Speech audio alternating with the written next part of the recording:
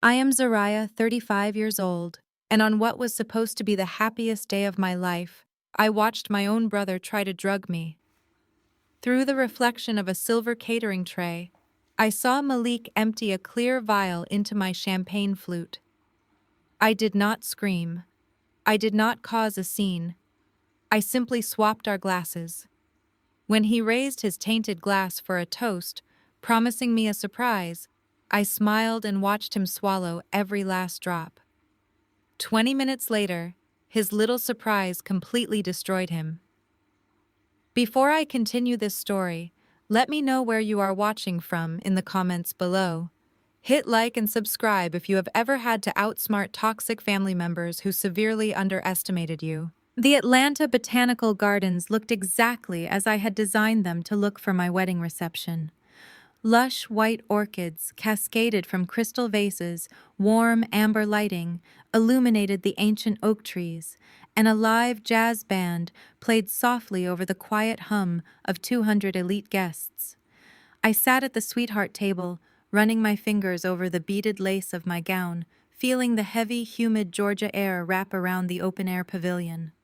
My husband Trey had just stepped away to speak with the catering manager about the dessert service. Trey was a corporate forensic accountant, a man whose entire life revolved around precision numbers and unwavering loyalty. He was my anchor. With him gone for just a moment, I was left alone at the head of the room. That was when I saw it. Resting on the edge of our table was a highly polished silver tray left behind by a waiter. The curved metal acted as a perfect distorted mirror. In that reflection, I watched my older brother Malik approach from behind. He moved with the effortless, arrogant swagger of a man who had been told his entire life that he was a king. Malik was 38, the golden child, the undisputed prince of our family. Our parents, Vivian and Jerome, worshipped the ground he walked on. In the silver reflection, I saw Malik glance over his shoulder. He pulled a small, clear glass vial from his tuxedo pocket. With a swift, practiced motion, he uncorked it and tipped a few heavy drops of liquid directly into my champagne flute. He quickly pocketed the vial, patted my chair as if checking the fabric, and smoothly walked away toward the ice sculpture. My blood turned to ice. My heart slammed against my ribs, loud and frantic, but my face remained an unreadable mask. Panic was a luxury I could not afford. I had spent my entire life surviving the emotional warfare of my family, and I had learned long ago that reacting without a plan was how you lost the game. I looked across the room.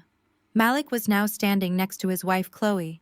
She was a wealthy white woman from a prominent Southern family, dripping in entitlement and dripping in diamonds that my parents probably paid for. Chloe despised me. She despised my independence, my dark skin, my natural hair, and the fact that I refused to bow to her status. I watched as Malik leaned down and whispered something in Chloe's ear. She looked directly at me across the crowded pavilion and offered a slow, predatory smirk. She was in on it. They both were. A waiter carrying a stack of fresh plates suddenly stumbled near the sweetheart table, dropping a linen napkin. Malik and Chloe instinctively looked toward the noise, their eyes darting away from me for exactly 2 seconds. I did not hesitate. I reached out, grabbed my tainted champagne flute, and swapped it with Malik's glass, which he had left resting near the centerpiece moments before. The glasses were identical. The champagne inside looked exactly the same. I folded my hands perfectly in my lap, just as Trey walked back to the table, completely unaware that his new wife had just narrowly avoided being poisoned. "Everything is sorted with the cake," Trey said, his deep voice wrapping around me like a protective blanket. He pressed a warm kiss to my temple. "You look beautiful, Zaria. Are you okay? You seem tense." "I am perfectly fine," I replied, forcing my muscles to relax. Just anticipating my brother's toast. Right on cue, the jazz band stopped playing. Malik strode up to the front of the pavilion, grabbing the microphone from the stand. He tapped his champagne glass with a silver spoon. The sharp ringing sound silenced the guests. Vivian and Jerome stood in the front row, looking up at their son with absolute adoration. They looked at him the way they never looked at me. "If I could have everyone's attention," Malik announced, his voice smooth and dripping with artificial charm, "I want to raise a glass to my little sister Zariah and her new husband Trey. The crowd offered a polite round of applause. I stared directly at Malik, keeping my face entirely blank. You know, growing up, Zariah always had her head in the clouds. Malik continued, pacing the dance floor like he owned the venue. While I was out securing city contracts and building real estate empires, she was busy staring at paintings. I always worried about her. But look at her now. She managed to turn her cute little art hobby into a gallery. And now she is married to a man who handles numbers for a living. Maybe Trey can finally teach you how a real business runs, little sister. A low, uncomfortable murmur rippled through the audience. Trey stiffened beside me, his jaw clenching, but I placed a firm hand on his thigh to keep him seated. This was classic Malik. It was the same condescension my parents had fed him for decades. When I was 18 years old, Vivian and Jerome secretly drained my entire college savings account to fund Malik's first tech startup. The startup failed spectacularly in 6 months. When I confronted them, my mother told me that boys needed a financial head start to become providers, while girls just needed to find good husbands. I was thrown out into the world with absolutely nothing. I worked 3 jobs, took out massive loans, and built my fine art appraisal firm from the ground up.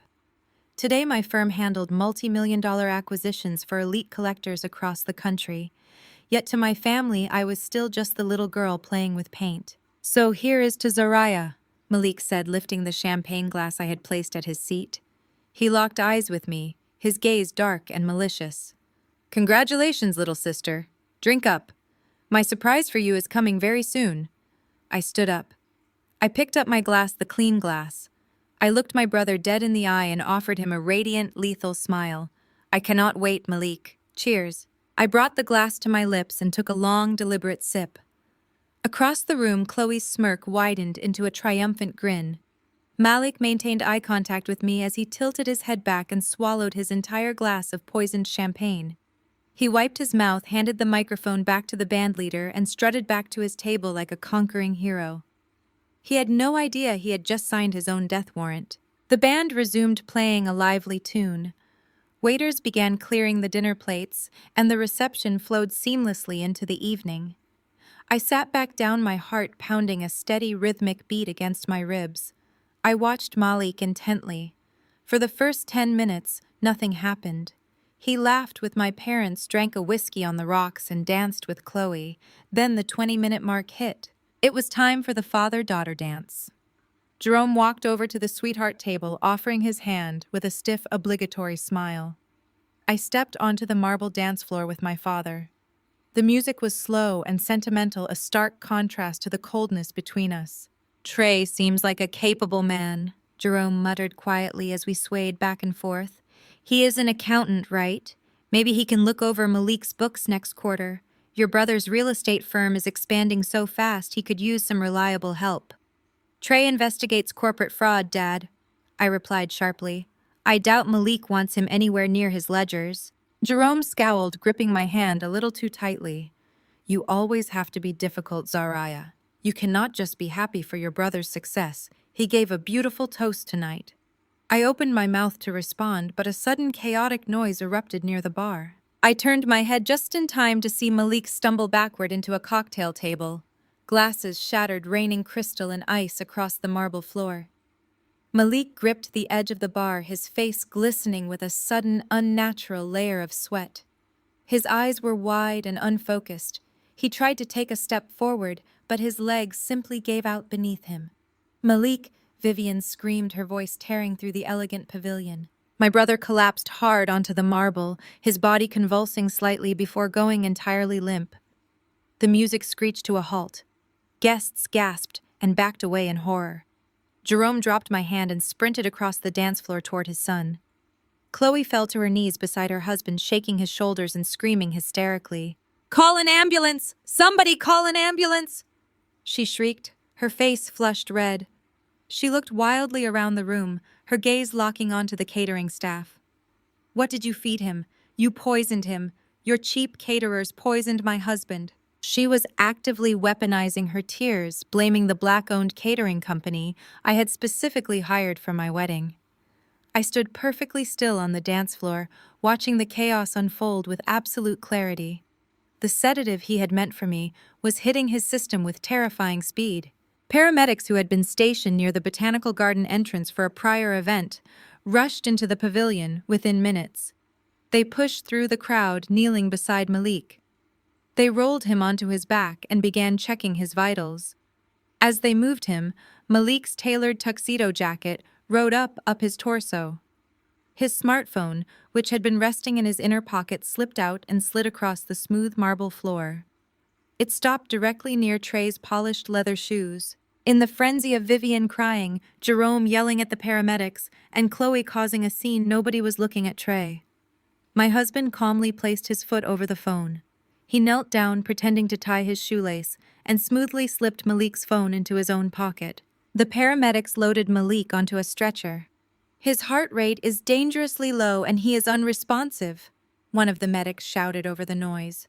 "We are transporting him to Atlanta General now. We need to run a full toxicology screen." Vivian and Jerome chased the stretcher out of the pavilion with Chloe trailing behind them, sobbing loudly. The grand, luxurious reception I had planned was completely destroyed. Guests stood around in shocked silence, murmuring quietly to one another. Trey walked over to me. His face was a mask of pure, calculated focus. He grabbed my hand and pulled me behind the large floral archway near the sweetheart table, completely out of sight of the remaining guests. He pulled Malik's phone out of his pocket. Because Malik had been using it right before he collapsed, the screen was still unlocked. Trey opened the text message app. "Zariah, look at this," Trey commanded, his voice tight with suppressed rage. I looked down at the bright screen. It was a text thread between Malik and Chloe. The last message was sent by Malik exactly 2 minutes before his toast. I read the words, and the sheer malice of their plan hit me like a physical blow. "The sedative is in. She will be unconscious by 9 p.m. We file the medical power of attorney by midnight before the trust fully vests to her husband." I stared at the screen, the puzzle pieces slamming together in my mind with brutal force. When I turned 35 today, I legally gained full, unencumbered access to a massive blind trust left to me by my late grandmother. It contained the majority shares of our family's commercial real estate firm, the same firm my father currently ran, and the same firm Malik was desperate to inherit. The trust legally vested upon my 35th birthday or my marriage, whichever came first. Today was both. Malik did not just want to ruin my wedding. He wanted to drug me, declare me medically incapacitated, and use a forged power of attorney to seize control of my entire inheritance before midnight. Trey looked at me, his eyes dark and dangerous. "They tried to take you out, Zariah." I reached out and took the phone from his hands. A cold, absolute fury settled deep into my bones, erasing any lingering shred of familial loyalty I had left. I looked up at my husband, offering him a smile that promised absolute ruin. "They tried," I said softly. "Now we go to the hospital, and we take everything." I watched my own brother empty a clear vial of liquid into my champagne flute on the most important day of my life. He tapped his glass, smiled at our wedding guests, and announced that my special surprise was coming soon. I did not scream. I did not cause a scene. I simply swapped our drinks when he turned his head, looked him dead in the eye, and watched him swallow his own poison. 20 minutes later, his little surprise completely destroyed his entire life. Before I share exactly how I dismantled my toxic family, let me know where you are watching from in the comments below. Hit that like button and subscribe if you have ever had to outsmart people who severely underestimated your worth. My name is Zariah. I am 35 years old, and for as long as I can remember, I have been the designated scapegoat of my family. Growing up in Atlanta, my parents Vivian and Jerome worshipped the ground my older brother Malik walked on. He was the golden child, the undisputed prince who could do no wrong. I was merely the safety net, the backup plan they only acknowledged when they needed something. That dynamic reached its absolute breaking point on my wedding night. The Atlanta Botanical Gardens looked exactly as I had designed them to look for my reception. Lush white orchids cascaded from crystal vases. Warm amber lighting illuminated the ancient oak trees, and a live jazz band played softly over the quiet hum of 200 elite guests. I sat at the sweetheart table, running my fingers over the beaded lace of my gown. My husband Trey had just stepped away to speak with the catering manager. Trey was a corporate forensic accountant, a brilliant man whose entire life revolved around precision numbers and unwavering loyalty. He was my anchor. With him gone for just a moment, I was left alone at the head of the room. That was when I saw it. Resting on the edge of our table was a highly polished silver tray left behind by a waiter. The curved metal acted as a perfect distorted mirror. In that reflection, I watched Malik approach from behind. He moved with the effortless, arrogant swagger of a man who had never faced a single consequence. In the silver reflection, I saw Malik glance over his shoulder. He pulled a small glass vial from his tuxedo pocket. With a swift, practiced motion, he uncorked it and tipped several heavy drops of liquid directly into my champagne flute. He quickly pocketed the vial, patted the back of my chair, and smoothly walked away toward the ice sculpture. My blood turned to ice. My heart slammed against my ribs, loud and frantic, but my face remained an unreadable mask. Panic was a luxury I could not afford. I had spent my entire life surviving the emotional warfare of my family, and I had learned long ago that reacting without a plan was how you lost the game. I looked across the room. Malik was now standing next to his wife Chloe. She was an entitled woman from a wealthy family who despised my independence and the fact that I refused to bow to her status. I watched as Malik leaned down and whispered something in Chloe's ear. She looked directly at me across the crowded pavilion and offered a slow, predatory smirk. She was in on it. A waiter carrying a stack of fresh plates suddenly stumbled near the sweetheart table, dropping a linen napkin. Malik and Chloe instinctively looked toward the noise, their eyes darting away from me for exactly 2 seconds. I did not hesitate. I reached out, grabbed my tainted champagne flute, and swapped it with Malik's glass, which he had left resting near the floral centerpiece moments before. The glasses were identical. The champagne inside looked exactly the same. I folded my hands perfectly in my lap, just as Trey walked back to the table, completely unaware that his new wife had just narrowly avoided being poisoned. Right on cue, the jazz band stopped playing. Malik strode up to the front of the pavilion, grabbing the microphone from the stand. He tapped his champagne glass with a silver spoon. The sharp ringing sound silenced the guests. Vivian and Jerome stood in the front row, looking up at their son with absolute adoration. To the beautiful bride, Malik announced loudly.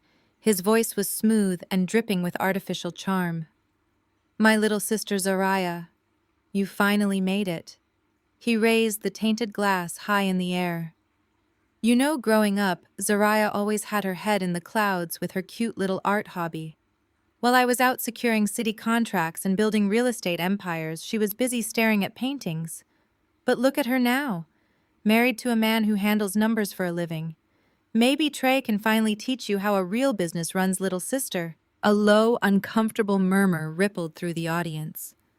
Trey stiffened beside me, his jaw clenching, but I placed a firm hand on his thigh to keep him seated. This was classic Malik. It was the exact same condescension my parents had fed him for decades. When I was 18 years old, Vivian and Jerome secretly drained my entire college savings account to fund Malik's first tech startup. The startup failed spectacularly in 6 months. I was thrown out into the world with absolutely nothing.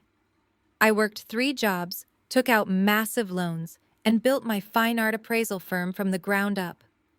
Today, my firm handled multi-million-dollar acquisitions for elite collectors across the country. Yet to my family, I was still just the little girl playing with paint. Malik leaned in close, the smell of expensive cologne and cheap deceit rolling off him. He lowered his voice so only I could hear. "Congrats, little sister. My surprise is coming soon." I looked him dead in the eye. I raised my clean glass of champagne. "I cannot wait, Malik. Cheers." I drank deeply. Malik maintained eye contact with me as he tilted his head back and swallowed his entire glass of poisoned champagne. He wiped his mouth, handed the microphone back to the band leader, and strutted back to his table. He had no idea he had just signed his own death warrant. The reception flowed seamlessly into the evening. I sat back down, my heart pounding a steady beat against my ribs. I watched Malik intently. For the first 10 minutes, nothing happened. He laughed with my parents, drank a whiskey on the rocks, and danced with Chloe. Then the 20-minute mark hit. It was time for the father-daughter dance. Jerome walked over to the sweetheart table, offering his hand. I stepped onto the marble dance floor with my father. The music was slow and sentimental, a stark contrast to the coldness between us. I opened my mouth to speak to him, but a sudden chaotic noise erupted near the bar. I turned my head just in time to see Malik stumble backward into a cocktail table. Glasses shattered, raining crystal and ice across the marble floor. Malik gripped the edge of the bar, his face glistening with a sudden, unnatural layer of sweat. His eyes were wide and unfocused. He tried to take a step forward, but his legs simply gave out beneath him. My brother collapsed hard onto the marble, his body convulsing slightly, before going entirely limp. The music screeched to a halt. Guests gasped and backed away in horror. Jerome dropped my hand and sprinted across the dance floor toward his son. Chloe fell to her knees beside her husband, shaking his shoulders and screaming hysterically. She demanded someone call an ambulance, loudly blaming my catering staff, claiming my cheap vendors had poisoned her husband. I stood perfectly still on the dance floor. The sedative he had meant for me was hitting his system with terrifying speed. Paramedics rushed into the pavilion within minutes. They pushed through the crowd and rolled Malik onto his back to check his vitals. As they moved him, Malik's tailored tuxedo jacket rode up his torso. His smartphone, which had been resting in his inner pocket, slipped out and slid across the smooth marble floor. It stopped directly near Trey's polished leather shoes. In the frenzy of Vivian crying and Chloe causing a scene, nobody was looking at Trey. My husband calmly placed his foot over the phone. He knelt down, pretending to tie his shoelace, and smoothly slipped Malik's phone into his own pocket. The paramedics loaded Malik onto a stretcher, shouting that his heart rate was dangerously low and he was unresponsive. They rushed him out to transport him to Atlanta General for a full toxicology screen. My parents and Chloe chased the stretcher out of the pavilion. The grand, luxurious reception I had planned was completely destroyed. Trey walked over to me. His face was a mask of pure, calculated focus. He grabbed my hand and pulled me behind a large floral archway completely out of sight. He pulled Malik's phone out of his pocket. Because Malik had been using it right before he collapsed, the screen was still unlocked. Trey opened the text message app. "Zariah, look at this," Trey commanded, his voice tight with suppressed rage. I looked down at the bright screen. It was a text thread between Malik and Chloe. The last message was sent by Malik exactly 2 minutes before his toast. I read the words, and the sheer malice of their plan hit me like a physical blow. The message read, "The sedative is in. She will be unconscious by 9. We file the medical power of attorney by midnight before the trust fully vests to her husband." I stared at the screen, the puzzle pieces slamming together in my mind with brutal force. When I turned 35 today, I legally gained full access to a massive blind trust left to me by my late grandmother. It contained the majority shares of our family's commercial real estate firm. The trust legally vested upon my 35th birthday or my marriage. Today was both. Malik did not just want to ruin my wedding. He wanted to drug me, declare me medically incapacitated, and use a forged power of attorney to seize control of my entire inheritance before midnight. Trey looked at me, his eyes dark and dangerous. "They tried to take you out." I took the phone from his hands. A cold, absolute fury settled deep into my bones. I looked up at my husband, offering him a smile that promised absolute ruin. "They tried," I said softly. "Now we go to the hospital, and we take everything." The drive to Atlanta General took exactly 14 minutes. Trey navigated the dark, slick streets with silent efficiency. I stared straight ahead, the betrayal burning through any lingering shred of familial loyalty I had left. Trey parked the car near the emergency entrance, turning to me with a hard, unforgiving expression. He told me he was pulling the digital ledgers from Malik's accounts right now, promising that whatever game they were playing, we were going to end it tonight. I nodded and stepped out of the car. The sliding glass doors of the emergency room parted with a mechanical hiss. The sterile, biting scent of bleach and iodine instantly erased the fragrance of my wedding. The waiting area was bathed in harsh fluorescent light. It took less than 2 seconds to spot them. Vivian and Jerome were pacing near the vending machines, their faces drawn tight with panic. But it was Chloe who saw me first. My brother's wife sat slumped in a plastic chair. Her emerald silk gown was snagged at the hem, and her mascara was smeared strategically to maximize the visual impact of her distress. The moment her eyes locked onto me, her performance shifted from devastated victim to righteous avenger. She shot out of her chair, her heels clicking aggressively against the linoleum. "Are you happy now?" Chloe shrieked. Her voice echoed off the sterile walls. She marched directly toward me, pointing a shaking diamond-clad finger at my face.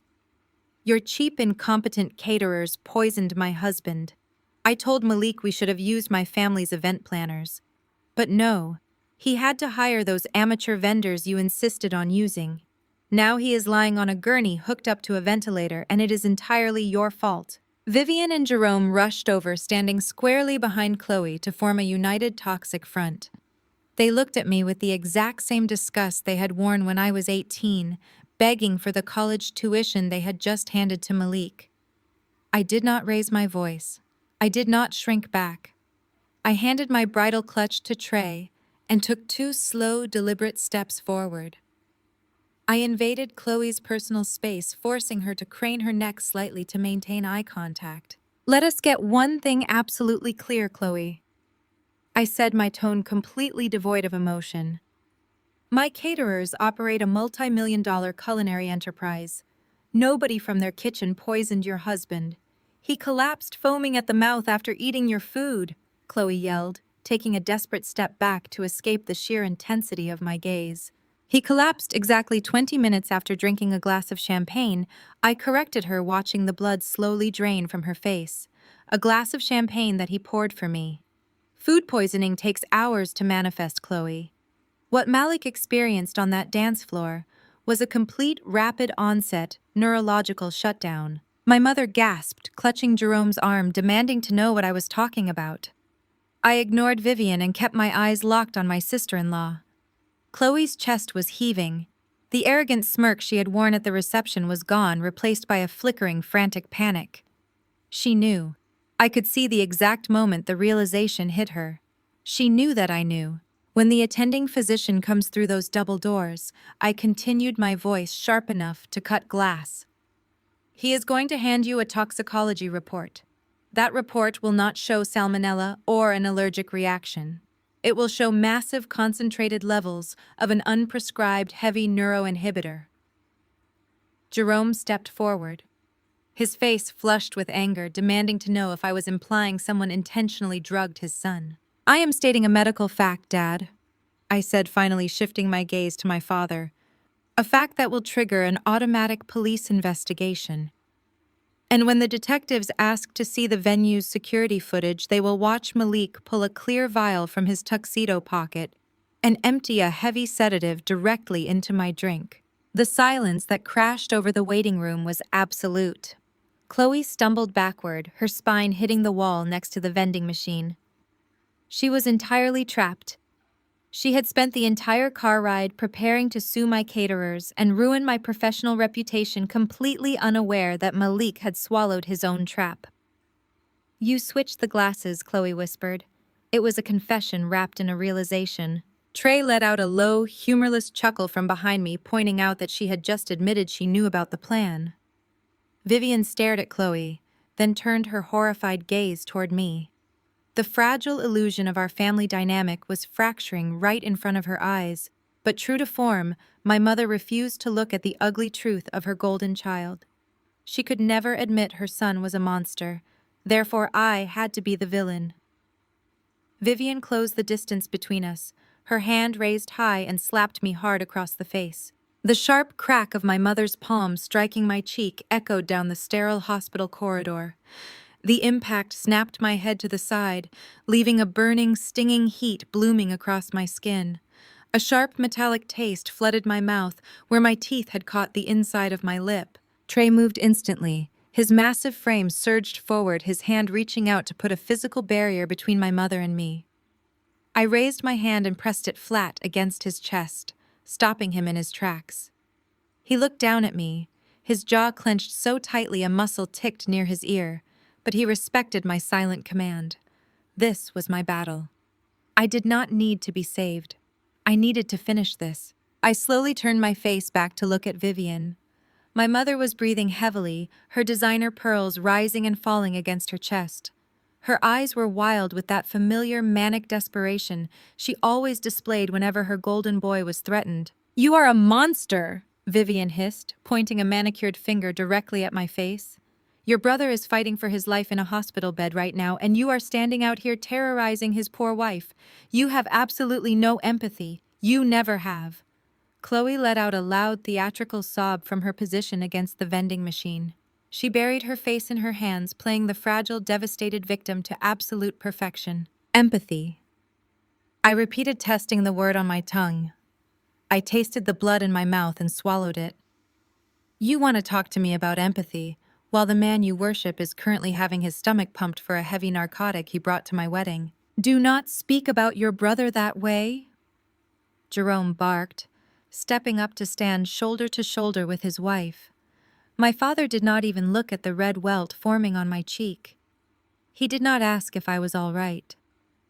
His eyes immediately dropped to the heavy leather designer bag hanging from my shoulder. "The hospital administrator just informed us that Malik's insurance policy will not cover the penthouse recovery suite," Jerome stated, his voice carrying the cold transactional tone of a man negotiating a bad deal. "They require a $50,000 deposit up front to secure the VIP wing. Hand over your corporate black card, Zariah, now." I stared at him. For a moment, the sheer audacity of his demand actually paralyzed me. My brother had just attempted to drug me, steal my inheritance, and ruin my wedding day. And my father's immediate response was to demand I finance the luxury hospital suite for the man who tried to destroy me. I let out a harsh, echoing laugh that made a passing nurse flinch and quicken her pace. "I am not paying for a single thing," I said, my voice dropping to a lethal quiet register. "I am not paying for his suite. I am not paying for his medical bills. I will not even validate his parking." Jerome snapped his fingers at me, a gesture of profound disrespect he had used since I was a child. "Do not play these childish games today, Zariah. Family protects family. Malik needs the best care available, and you have the funds to provide it. Hand over the card." "Family protects family," I said, taking a slow, deliberate step toward my father. "Is that what you called it 17 years ago?" Jerome's eyes narrowed. Vivian shifted uncomfortably, her defensive posture faltering for a fraction of a second. They knew exactly what I was talking about. "Is that what you called it when you marched into the bank and emptied every single cent of my college savings?" I asked, my voice rising, filling the hallway with the ugly truth they had spent decades trying to bury. I was 18 years old. I had an acceptance letter to Yale in one hand and a tuition bill in the other. I came to you for the money I had spent my entire childhood earning and saving, and you looked me in the eye and told me the account was empty. "Keep your voice down," Vivian hissed, glancing around the hallway to see if any of the doctors were listening. "We made a financial decision for the greater good of this family." "The greater good," I fired back, refusing to lower my voice. "You handed my entire future to your golden boy. You drained my accounts so Malik could have the seed money for a tech startup that went bankrupt before Thanksgiving. You stole my education to fund his delusion." "He is a man," Jerome countered, completely unashamed. "He needed a foundation to build his empire. He faced different pressures in this world. You were just going to study art. You did not need hundreds of thousands of dollars to look at paintings." "I study art," I replied, staring directly into my father's eyes. "And my fine art appraisal firm clears more pure profit in a single afternoon than Malik has seen in his entire fraudulent life. I built an empire from the absolute nothing you left me with." While Malik was crashing the sports cars you bought him, I was sweeping gallery floors. I worked 3 jobs. I took out predatory loans that kept me awake at night shaking with panic because I had no safety net. I had no parents to fall back on. You threw me to the wolves so your precious son could play pretending to be a CEO. Chloe peeked out from behind her hands, sensing an opportunity to defend her husband. Malik is a visionary, she sneered. You are just jealous because he is building a real estate dynasty while you sell overpriced canvases to bored housewives. Trey let out a low, menacing laugh that silenced her instantly. He reached into his jacket pocket and rested his hand on Malik's stolen phone, securing the digital evidence that would soon turn their entire lives to ash. You think I am jealous of Malik? I asked, shifting my gaze between my parents. You think I owe this family a debt? You came here tonight expecting me to bow my head, hand over my money, and quietly accept my place at the bottom of your hierarchy. You thought I would just take the slap and pay the bill. I reached into my bag. Jerome extended his hand, expecting me to hand over the credit card. Instead, I pulled out my phone and held it loosely in my grip. You do not get to demand my money to save the man who tried to poison me, I said, my tone absolute and unyielding. You do not get to invoke the concept of family when you have treated me like a financial liability since the day I was born. Malik made his choices. Now he gets to choke on the consequences. Jerome stepped entirely into my personal space, his face turning an ugly shade of red. He towered over me using the physical intimidation tactics that used to terrify me when I was a little girl. But I was no longer a frightened teenager begging for scraps of their affection. I was a powerhouse, and I held all the cards. If you walk away from your brother tonight, Jerome threatened, his voice a gravelly snarl, I will personally see to it that you are completely frozen out of the family corporation. I will strip your name from the commercial real estate dividends. You will never see another dime from the portfolio I built. I stared up at my father. I did not flinch. I did not step back. I let his empty threat hang in the air for exactly 3 seconds before I delivered the response that would change the trajectory of our family forever. The sharp sting on my cheek from Vivian's hand was already fading, replaced by an overwhelming wave of absolute clarity. Jerome stood before me, his chest puffed out, breathing heavily through his nose like a cornered bull. He truly believed his ultimatum was the ultimate trump card. He honestly thought that threatening my financial security would instantly shatter my defiance and force me to submit to his control. Beside him, my mother adjusted her posture, her momentary panic dissolving into a self-satisfied smirk. She was fully expecting me to burst into tears, open my designer clutch, and hand over the black card to save my precious brother. I looked at the 3 of them.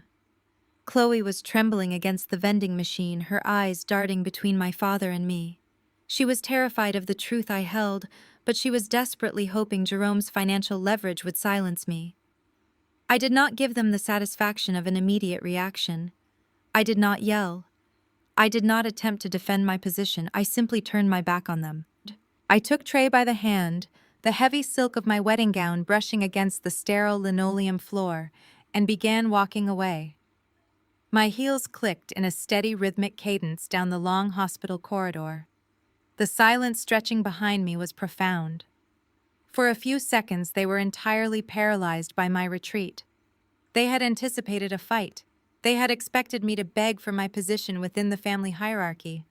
Walking away was not in their script. Zariah Jerome bellowed, his voice cracking like a whip down the hallway. He was furious that his grand declaration had been met with silence. You do not walk away from me when I am speaking to you. Bring that credit card here right now, or I swear to you that your name will be erased from the corporate ledgers by morning. You will be entirely cut off. I reached the polished steel doors of the elevator bank. I pressed the call button. The soft chime echoed loudly in the quiet corridor. Only then did I stop. I turned around slowly, letting go of Trey's hand.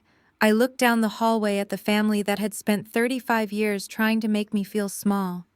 I let a slow, razor-sharp smile spread across my face. It was not a smile of joy. It was a smile of absolute lethal execution. Check your phone, Dad, I called out, my voice echoing clearly off the tiled walls. Jerome frowned, his thick brow furrowing in confusion. His hands remained balled into tight fists at his sides. "What kind of childish game are you playing, Zariah? I am not looking at my phone. I am telling you to pay for your brother's hospital suite. I said check your phone," I repeated, dropping the volume of my voice to a dangerous, icy command. "Check your email. Right now." Something in my tone finally pierced through his arrogant exterior. Jerome hesitated. He reached into the inner pocket of his tailored suit jacket and pulled out his smartphone. Vivian leaned in close, peering over his shoulder, as the bright screen illuminated their faces in the dim hallway. Chloe remained frozen against the wall, watching the scene unfold with breathless anticipation. I watched my father swipe his thumb across the screen to open his inbox. I watched his eyes scan the top line of the screen. I watched the exact second his entire world collapsed. The deep, arrogant flush of anger drained entirely from his face, leaving him a sickening shade of pale gray. His jaw went slack. His hand began to tremble so violently that he nearly dropped the device onto the floor. Vivian gasped out loud, her hands flying up to cover her mouth in pure shock. "What does it say?" Chloe demanded, her voice shrill and panicked. "Jerome, what is it? What did she do?" My father could not speak. His vocal cords seemed completely paralyzed. He just stared at the glowing screen, reading the automated legal notification over and over again, desperately trying to find a loophole that did not exist. "Since my father seems to have lost his voice, I will explain it to you, Chloe," I said, taking a step forward. I kept my posture perfectly straight, letting the full weight of my power radiate through the hallway. Exactly 10 minutes ago, the clock struck midnight. Today is my 35th birthday. It is also the day of my wedding. Those were the two specific legal triggers established by my late grandmother before she passed away. Vivian let out a strangled sob, shaking her head in denial. "No," she whispered. "Jerome told me we had more time. He told me the lawyers were finding a way around it." "There is no way around it, Mom," I stated flatly. The blind trust vested the second midnight hit. I am now the sole legal beneficiary, which means I officially own 51% of the holding company. I own the commercial real estate firm. I own the dividends. I own the corporate accounts. I walked slowly back toward them, enjoying the absolute terror radiating from my parents. Jerome was staring at me as if he were looking at a ghost. For decades, he had treated that company as his personal kingdom. He had used it to fund his lavish lifestyle, to bail Malik out of countless failures, and to hold financial dominance over my head. He had convinced himself that because he managed the daily operations, the empire belonged to him. He had chosen to forget that the true wealth originated from his mother, a woman who saw right through his blatant favoritism and specifically designed her trust to protect me. "You cannot freeze me out of a company I own, Jerome," I said, stopping just a few feet away from him. "I am the majority shareholder. You are just a minority partner. In fact, legally speaking, you are currently my employee." "You cannot do this." Jerome choked out his voice, barely a raspy whisper. "I built that portfolio. I expanded those properties. You know nothing about commercial real estate. You cannot just swoop in and take it." "I did not take anything," I corrected him sharply. "Grandmother gave it to me because she knew exactly what you would do if you had absolute control. She knew you would drain the family legacy to fund Malik's delusions. She knew you would leave me with nothing. She protected me when you refused to." Vivian stepped forward, dropping her aggressive posture entirely. She reached out her hands, pleading as she tried to grab my arm. "Zariah, please. You are upset. You have every right to be angry about tonight. But we are family. Malik is your brother. He needs the best medical care possible. You cannot just abandon him. You have the money now. You can pay for the VIP suite. We can figure the rest of this out tomorrow." I looked down at my mother's pleading hands and felt absolutely nothing. "I am not paying for a luxury hospital suite for a man who tried to legally declare me incapacitated," I said, my voice ringing with finality. "And honestly, Mom, neither are you." Vivian pulled her hands back, a fresh wave of confusion crashing over her features. "What do you mean?" I looked directly at my father. That email you just read was not just a notification of the trust vesting. It was a formal termination notice. Effective immediately, I have frozen all executive spending accounts. Your corporate credit cards are officially dead plastic. The company vehicles, the expense accounts, the luxury travel budgets, they are all terminated. Jerome staggered backward, hitting the vending machine next to Chloe. His chest heaved as he struggled to process the sheer magnitude of his ruin. "You are cutting off our accounts," he asked, the reality finally piercing his delusion. "How are we supposed to pay for Malik's medical bills? How are we supposed to pay for the lawyers when the police start asking questions about tonight?" "That sounds like a personal financial crisis, Dad," I replied coldly.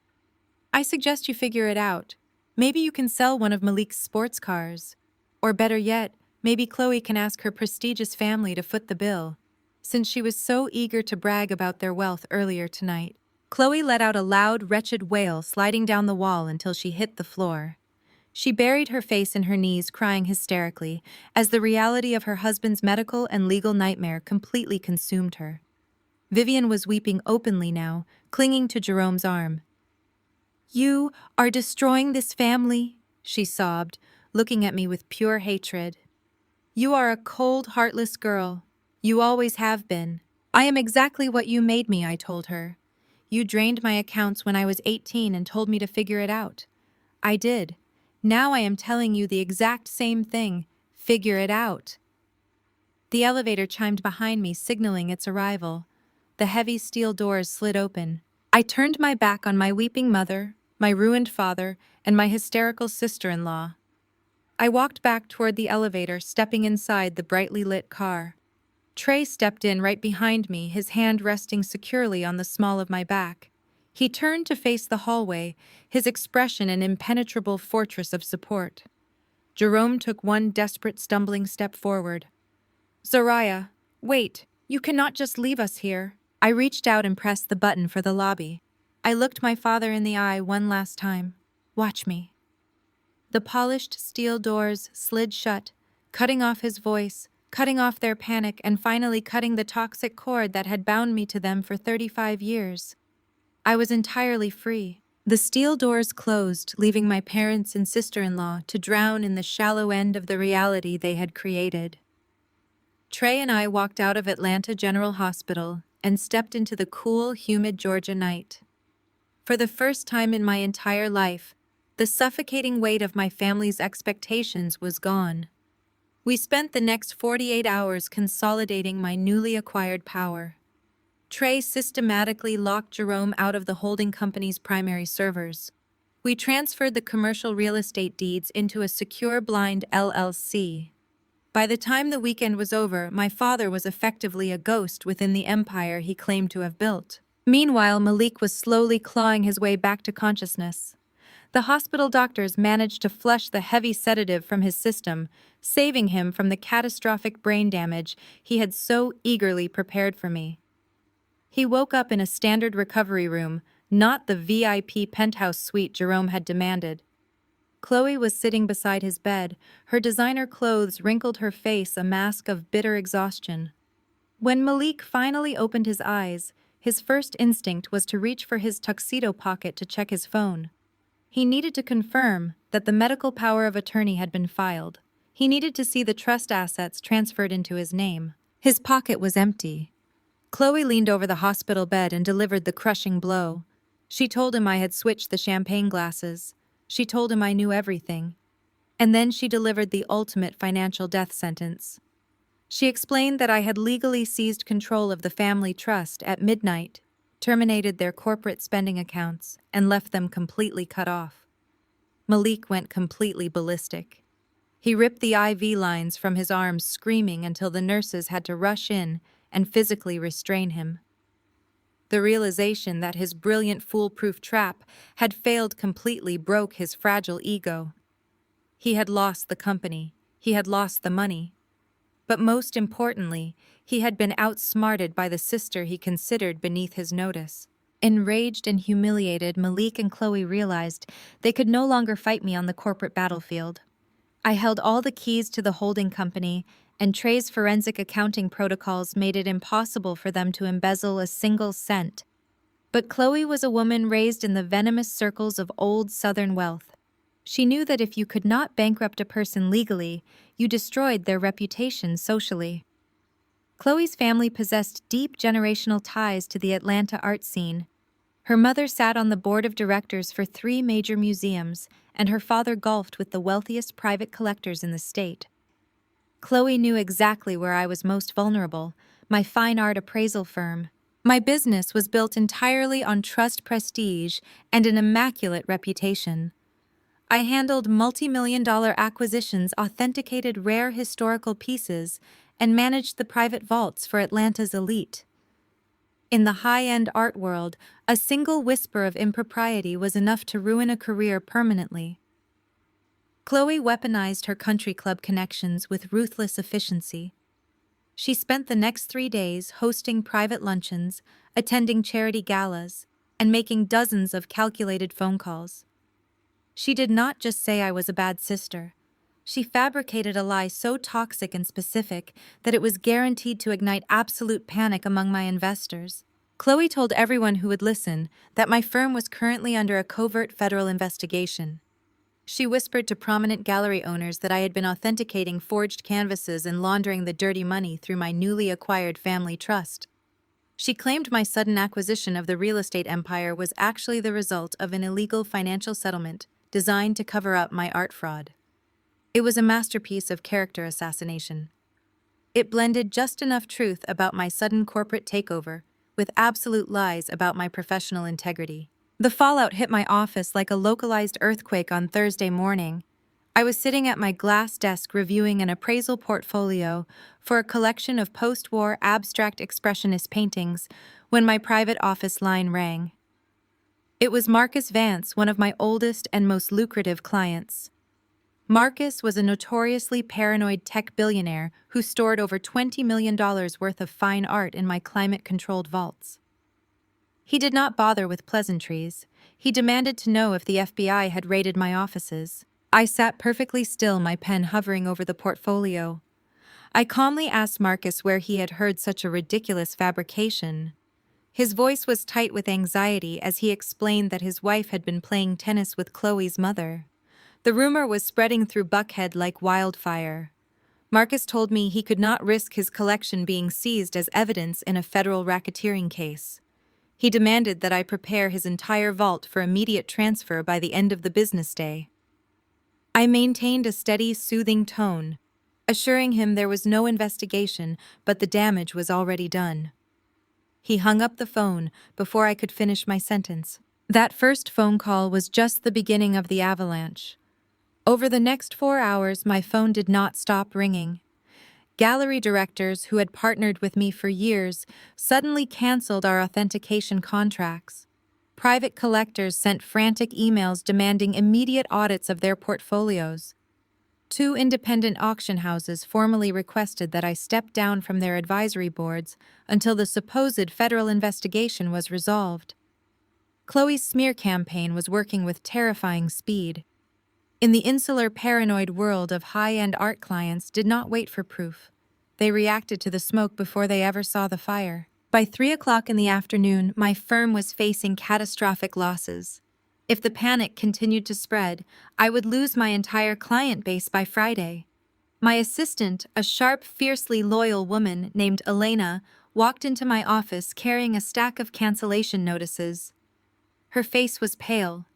She placed the paperwork on my desk and quietly informed me that the Atlanta Museum of Contemporary Art had just pulled our firm from the upcoming gala sponsorship. That was a $500,000 contract erased in a single phone call. I stared at the stack of cancellations, my jaw set so hard my teeth ached. This was my life's work.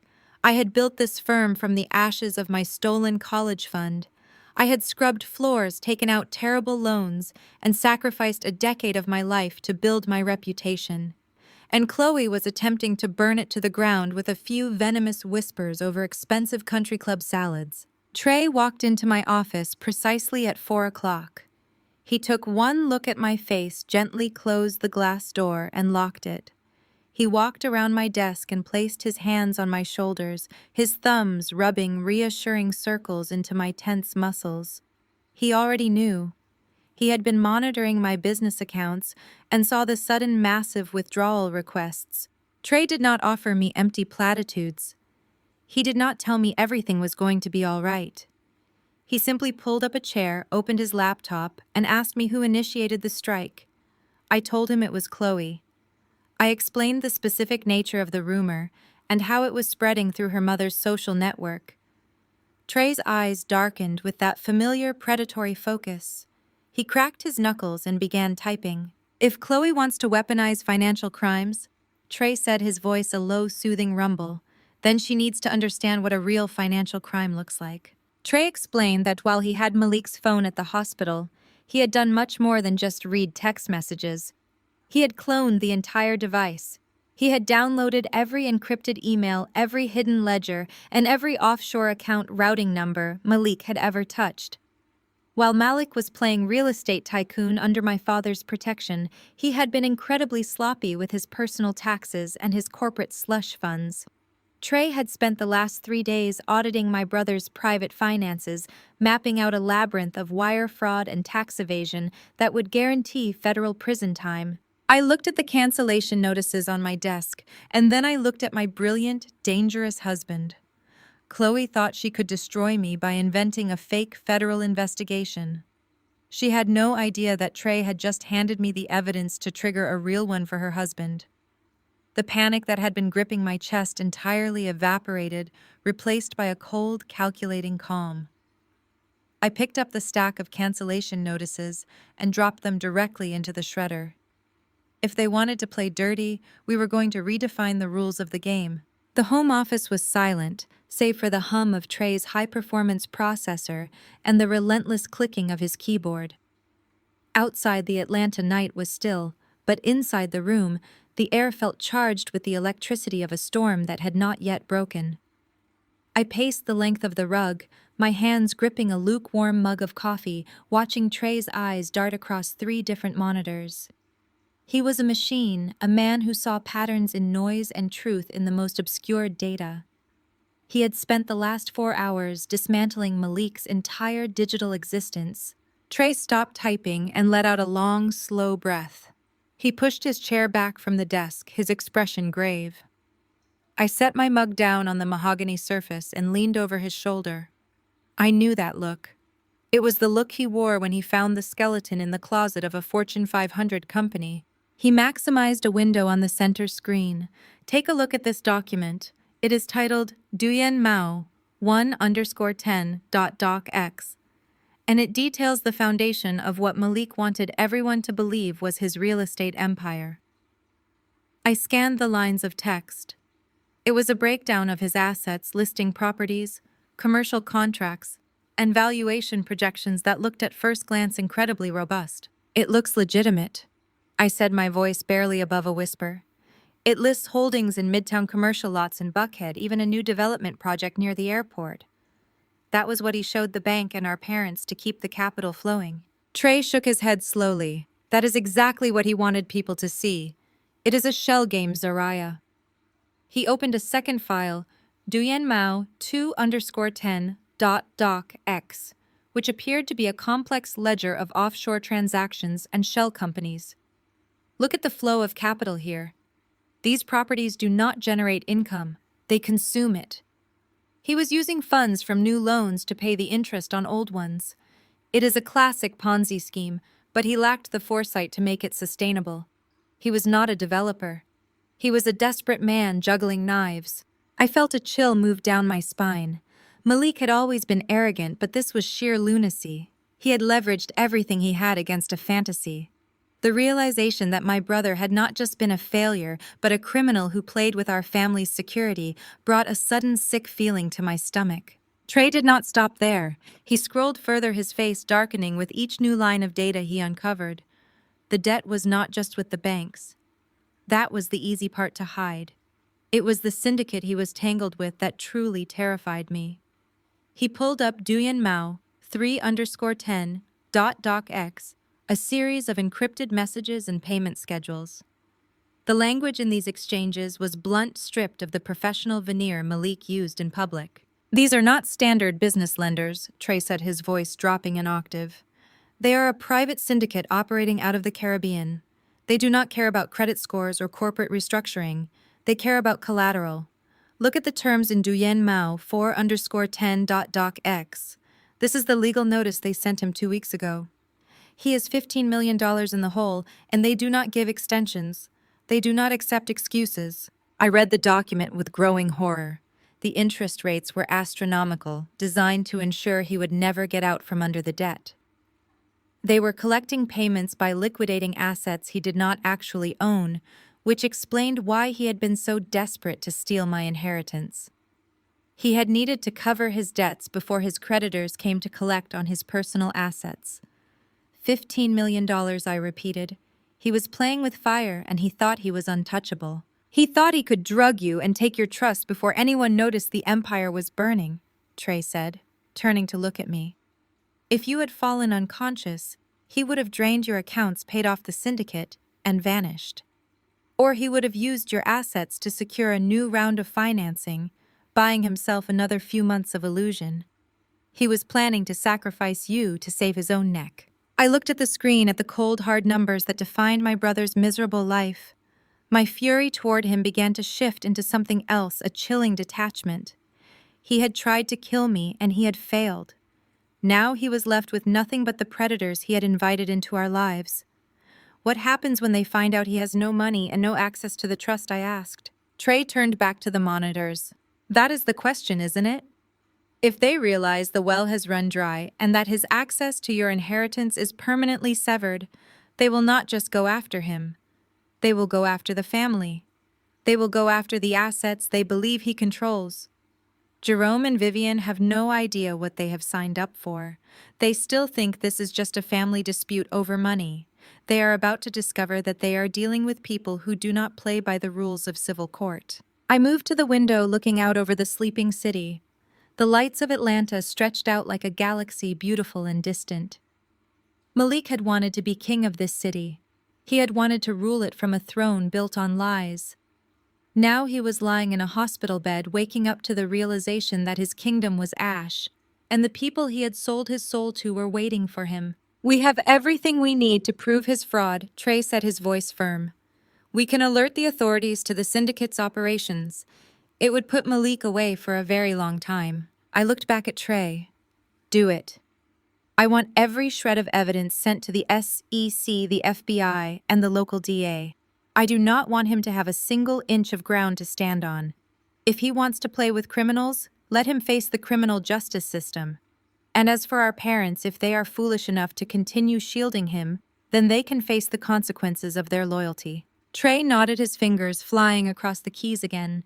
He began creating an encrypted package containing the contents of Duyen Mao, 1_10.doc_HX Duyen Mao, 2_10.doc_AX Duyen Mao, 3_10.doc_X, and Duyen Mao, 4_10.doc_X.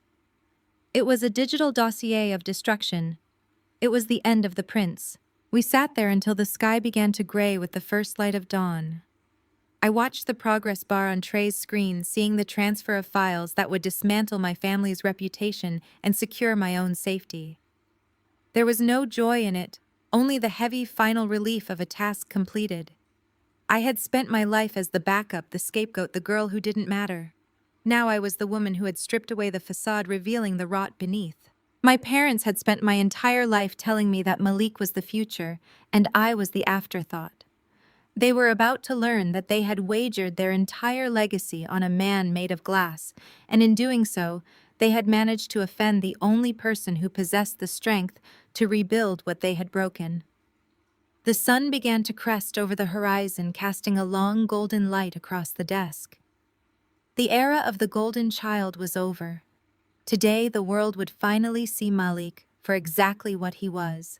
The morning sun, filtering through the towering skylights of my Buckhead gallery, cast long, sharp shadows across the polished concrete floors.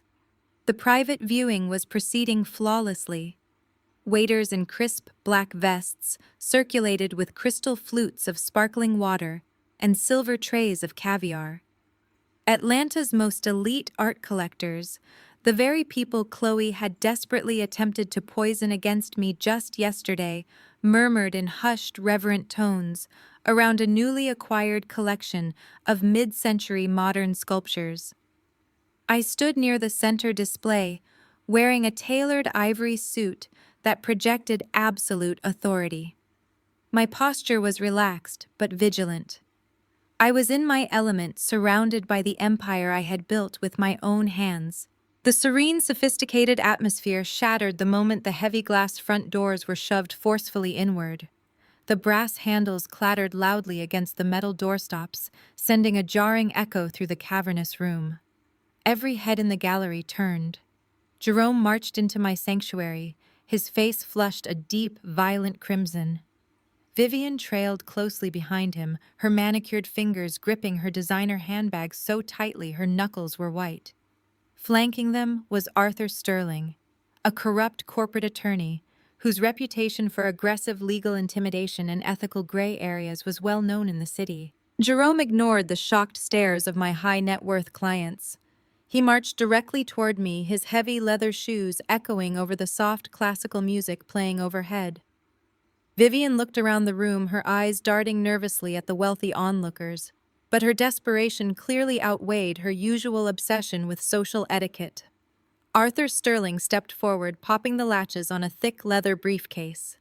He pulled out a dense stack of legal documents and slammed them down directly onto the glass pedestal of a priceless bronze sculpture. I calmly reached out, picked up the documents, and dropped them unceremoniously onto the floor at his feet. "Pick those up and step away from the artwork, Arthur." I commanded, my voice carrying a lethal, quiet authority that made the lawyer blink in surprise. "You are trespassing in a private establishment. We are not leaving until you sign those transfer deeds," Jerome snarled, taking a threatening step into my personal space. "The game is over, Zariah. You had your little moment of rebellion last night. You made your point. Now you are going to sign the trust back over to my control. Malik needs that capital immediately." Arthur Sterling cleared his throat, adjusting his silk tie in a pathetic attempt to regain his professional composure. "Ms. Wilson," he began, using his most condescending courtroom voice, "what your father is offering you is a graceful exit. We have drawn up a complete relinquishment of rights. You will sign over the 51% stake in the holding company and officially transfer the real estate dividends back to your brother's control. If you refuse, I am fully prepared to file an emergency injunction claiming you exerted undue influence over your late grandmother. We will drag you into a competency hearing that will tie up your assets for years." I looked at the lawyer, feeling a profound sense of pity for his ignorance. "You are threatening me with a competency hearing over a blind trust that was established a decade ago," I replied smoothly. "A trust managed by an independent board until my 35th birthday. You have no legal standing, Arthur. You are blowing smoke to intimidate a woman you still think is a frightened little girl. You brought a water gun to a nuclear war." Vivian pushed past the lawyer, tears welling in her eyes. "Zariah, please stop being so vindictive. Malik made a mistake, but he is still your brother. He was trying to protect his investments. You have no idea the kind of pressure he is under. He needs that money to save the family legacy. If you do not sign those papers, he will lose everything he has built. You are destroying our name over a petty sibling rivalry." "He did not make a mistake, Mom," I fired back, refusing to lower my voice. The elite buyers in the room were watching in stunned silence, but I did not care. Let them see exactly who the Wilsons truly were. He actively orchestrated a fraudulent medical power of attorney. He tried to have me drugged at my own wedding reception so he could steal what belongs to me. There is no family legacy to save. There is only a rotting facade that you and Jerome have spent 30 years painting over. "Sign the damn papers, Zariah," Jerome bellowed, his face turning an ugly mottled purple. "I am your father. I demand your obedience. You owe this family your loyalty." "I owe you nothing," I stated, stepping forward until I was inches from his face. I did not flinch. I did not break eye contact. You came into my place of business to bully me in front of my clients. You thought you could use public humiliation to force my hand. You miscalculated terribly. I raised my hand and snapped my fingers twice. Marcus, my towering head of security, stepped out from the shadows near the rear exit. Two other guards in tailored black suits moved silently in behind him. They converged on my parents and the corrupt lawyer with terrifying speed. Marcus, I said, keeping my eyes locked on my father. These people are trespassing. Escort them out of the building. If they resist, call the police and press charges for harassment and attempted extortion. Jerome's jaw dropped. You would not dare, he sputtered, genuine shock finally piercing his rage. You cannot throw me out. Marcus placed a massive hand firmly on Jerome's shoulder. It is time to leave, sir. The security chief rumbled, his grip tightening enough to make my father wince. Vivian let out a shrill gasp as another guard stepped into her path, gesturing toward the door. Arthur Sterling hurriedly bent down, scrambling to gather his discarded legal documents from the floor before retreating behind Vivian. My elite clients watched in absolute fascination as the mighty Jerome Wilson, the man who had spent his life demanding subservience, was physically manhandled toward the exit of my gallery. The humiliation was absolute. He was being tossed out onto the street like a common vagrant. Just as Marcus pushed the heavy glass doors open to eject them, the doors swung inward from the outside. Trey walked into the gallery. He looked completely unbothered, dressed in a sharp charcoal suit that fit his broad shoulders perfectly. In his right hand, he held a thick red manila folder. He took one look at my parents struggling against the security guards and offered a slow, predatory smile. Hold on a second, Marcus. Trey called out, his deep voice slicing through the tension in the room. Let them stay for just one more minute. I have a delivery for Jerome. Trey walked past the guards and stopped directly in front of my father. Jerome glared at him, his chest heaving with exertion. What do you want, you arrogant hack? Jerome spat. You think you are so clever. You think you have won. I know I have won, Trey replied smoothly, but I wanted to personally deliver the final score. Trey opened the red folder and pulled out a stack of banking ledgers. He did not hand them to Jerome. He held them up so my father was forced to look at the highlighted numbers. I spent the entire night tracing the digital footprint on Malik's phone. Trey explained, his tone conversational and utterly devastating. I traced the $15 million he owes to that Caribbean syndicate. I traced the shell companies, the fraudulent wire transfers, and the desperate attempts to cover his tracks. Vivian stopped struggling against the guard. 15 million, she whispered, her voice trembling. Malik does not owe $15 million. He is a successful developer. Your son has not developed a single profitable property in his entire life, Trey corrected her without a shred of pity. He is a degenerate gambler masquerading as a businessman. He was using new loans to pay off the interest on old loans, a classic Ponzi scheme that completely collapsed 2 weeks ago. Jerome sneered, attempting to regain his footing. That is why Zariah needs to sign the trust over. We will liquidate the commercial assets and cover the debt. We will handle it internally. Trey let out a dark, menacing laugh. You cannot handle it internally, Jerome. Because Malik did not just borrow money from criminals. He had to put up collateral to secure that last massive loan from the syndicate's front company. Trey flipped to the final page in the folder. It was a copy of a property deed covered in bright red foreclosure stamps. Malik did not have any assets left to pledge, Trey said, staring directly into Jerome's eyes. So he pledged yours. He forged your signatures on a deed transfer and used your primary residence to secure the final loan. He used the Buckhead mansion. The gallery went completely silent. The classical music overhead seemed to mock the absolute destruction painted across my father's face. Vivian let out a sharp, breathless keen, clutching her chest as if she had been physically struck. No, Jerome whispered, the arrogance finally draining from his body, leaving him a hollow, shaking shell. He would not do that. He knows that house is our sanctuary. He knows all our liquid capital is tied up in the estate. He did it, Trey confirmed, dropping the papers onto the floor. And because he defaulted on the payments, the syndicate initiated the seizure. The bank is foreclosing on your mansion tomorrow morning at 9 o'clock. You have exactly 24 hours to pack your bags and vacate the premises. Vivian collapsed onto her knees, weeping hysterically onto the polished concrete floor. Jerome stood completely frozen, his eyes wide, staring at the foreclosure notice scattered around his feet. The empire he thought he ruled was gone. The golden child he had worshipped had left him entirely destitute. "Marcus," I said, breaking the silence with a voice made of pure ice. "They are finished here. Throw them out." The security guards moved in unison. They hoisted Vivian to her feet and shoved Jerome through the heavy glass doors. Arthur Sterling scrambled out behind them, terrified of being associated with a family that was about to be investigated for massive federal fraud. The doors swung shut, sealing them outside in the sweltering heat, leaving them with absolutely nothing. I turned back to my clients, offering a polite, immaculate smile. "I apologize for the interruption," I announced smoothly. "Please enjoy the rest of the viewing." The evening of my charity art auction arrived exactly 24 hours after my parents were unceremoniously thrown out of my gallery. The news of the Wilson estate foreclosure had swept through Buckhead that morning like a tidal wave. By noon, moving trucks and bank representatives had seized the property, locking Jerome and Vivian out of the mansion they had lorded over everyone for decades. Malik and Chloe were suddenly homeless, destitute, and relying entirely on the charity of Chloe's family.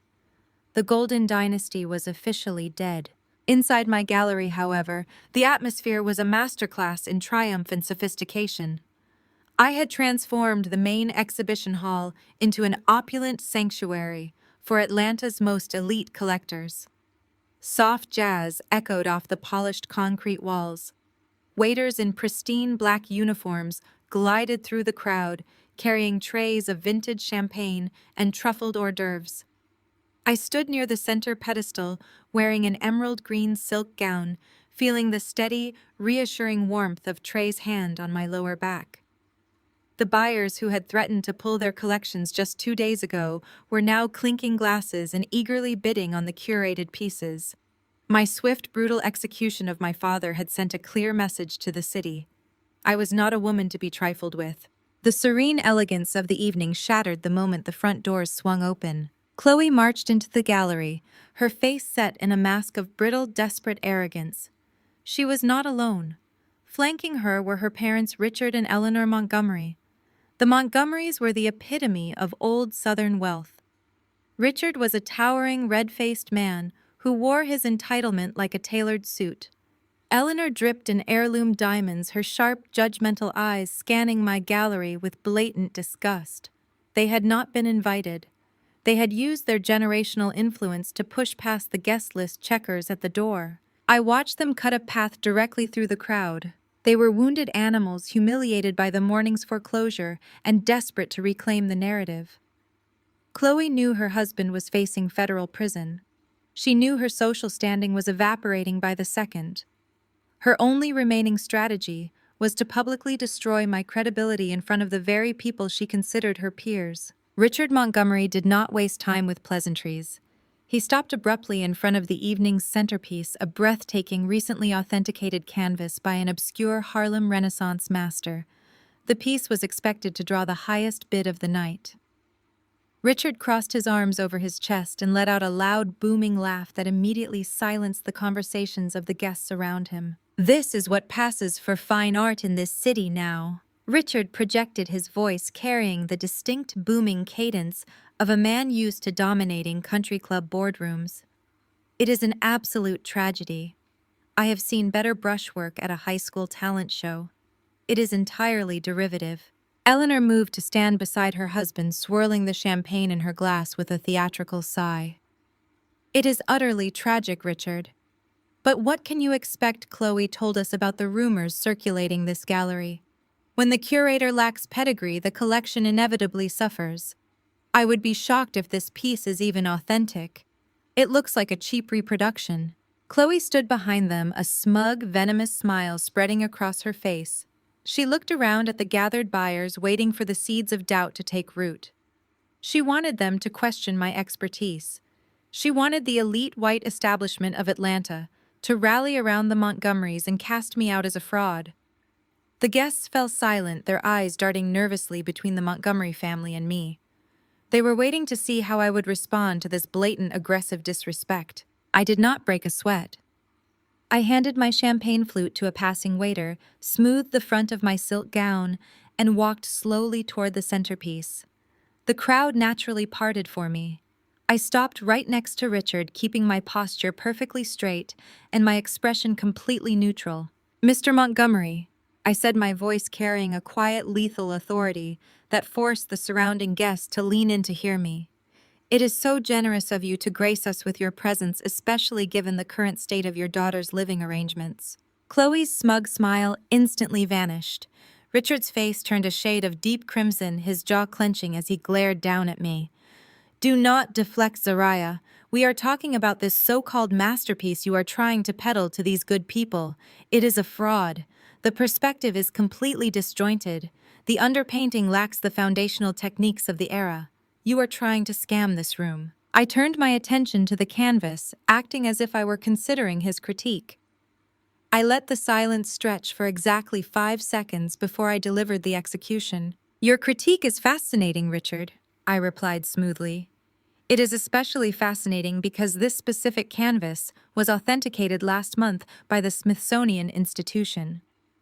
The disjointed perspective you are so loudly criticizing is actually the artist's signature rebellion against traditional European structuralism. The underpainting features a rare mixture of crushed lapis and linseed oil, a technique that was exclusively documented in the artist's personal letters from 1928. I turned back to look him directly in the eyes. "I have the entire provenance dossier, including the chemical analysis of the paint, certified by 3 independent historical boards. But please tell us more about your extensive background in African American art history.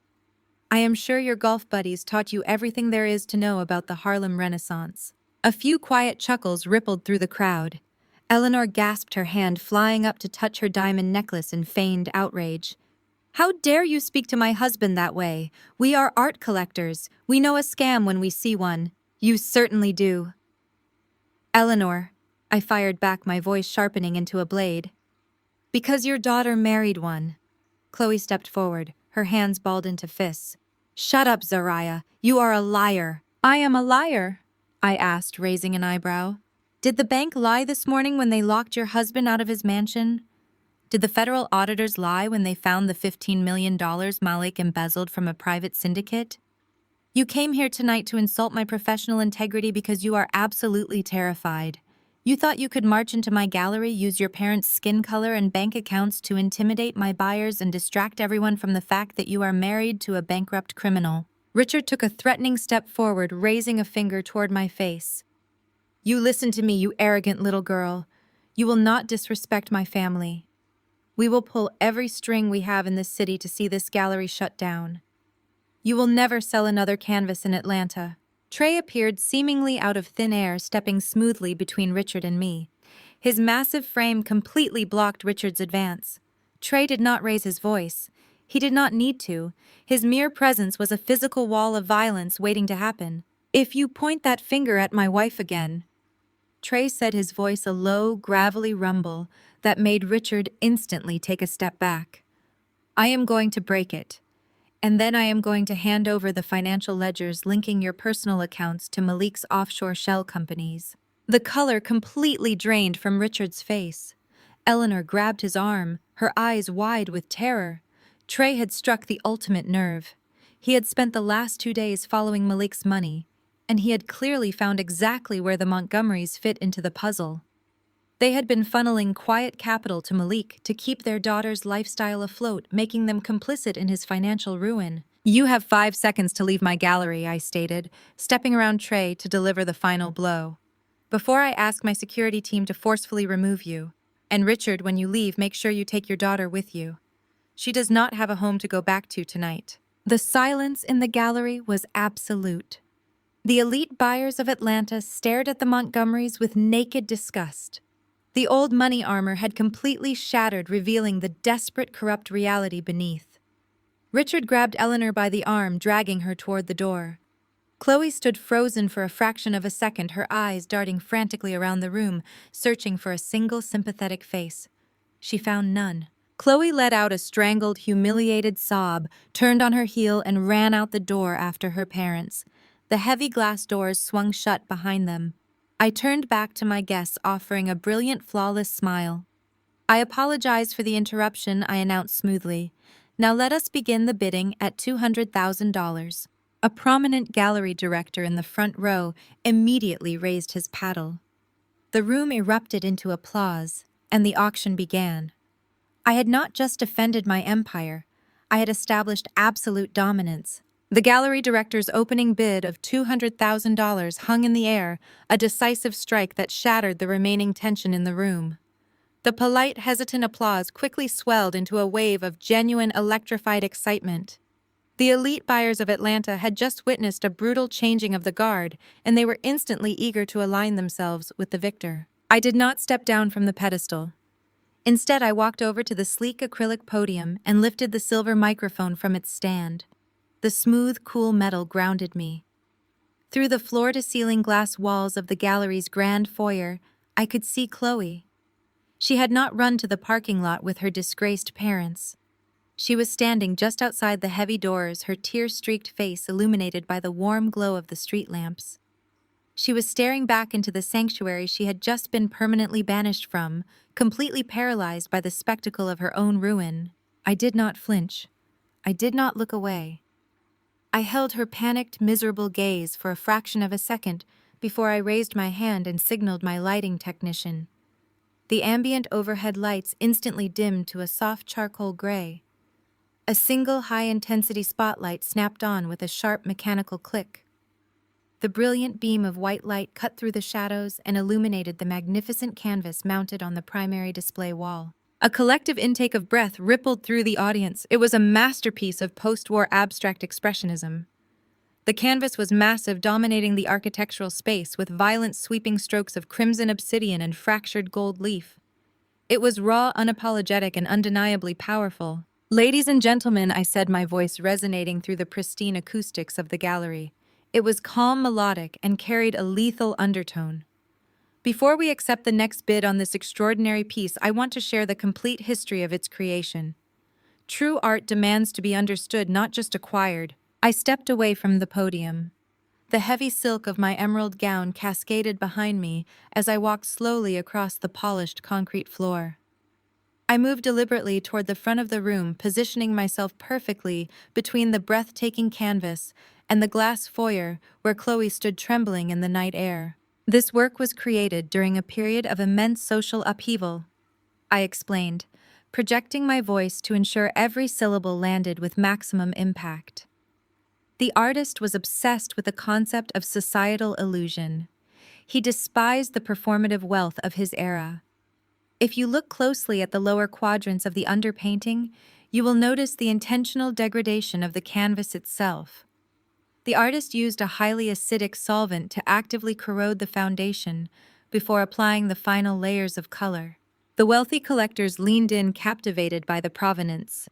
I turned my head, locking my eyes directly onto Chloe through the glass. Her face was a mask of absolute terror. She knew exactly what I was doing.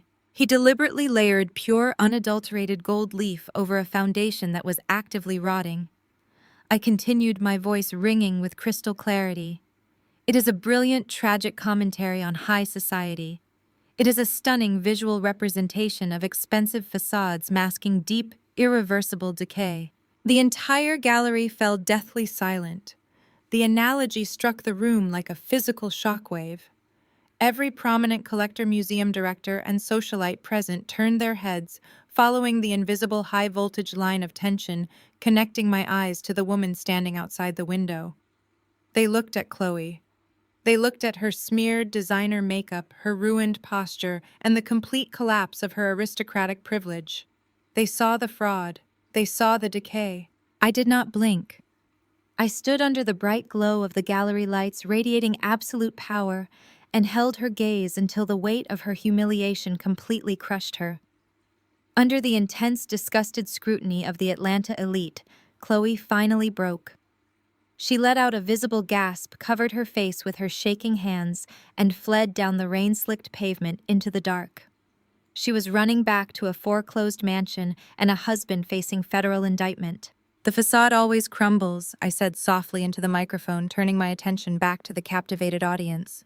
But true value, true strength withstands the test of time. Let us resume the bidding. The atmosphere in the room shifted from stunned fascination to a feral, competitive energy. The biting analogy had not just destroyed Chloe, it had elevated the artwork from a mere painting into a symbol of absolute triumph. The buyers did not just want to own a masterpiece, they wanted to own a piece of the night where Zariah Wilson completely conquered the city. The bidding did not just resume, it exploded. 250,000, a real estate mogul called out from the back row. 300,000, countered the gallery director, raising his paddle high into the air. 400,000, a quiet voice echoed from the VIP seating area. It was Marcus Vance, the same tech billionaire who had called me 12 hours ago, threatening to pull his entire collection. He was sitting with his wife, looking at me with a mixture of profound respect and genuine awe. He had seen me obliterate the people trying to ruin my name, and his loyalty had been instantly cemented. The numbers climbed with dizzying speed. The room was electric, fueled by champagne and adrenaline. I commanded the floor with absolute precision, guiding the bidding war with sharp, elegant gestures. I watched the price shatter the $500,000 mark, then surge past $700,000. The wealthy patrons were practically fighting each other for the privilege of handing me their money. When the final bid of $875,000 was confirmed, the room erupted into a deafening standing ovation. I lowered the microphone and took a slow, gracious bow. The sound of applause washed over me, a physical validation of everything I had sacrificed to build this empire.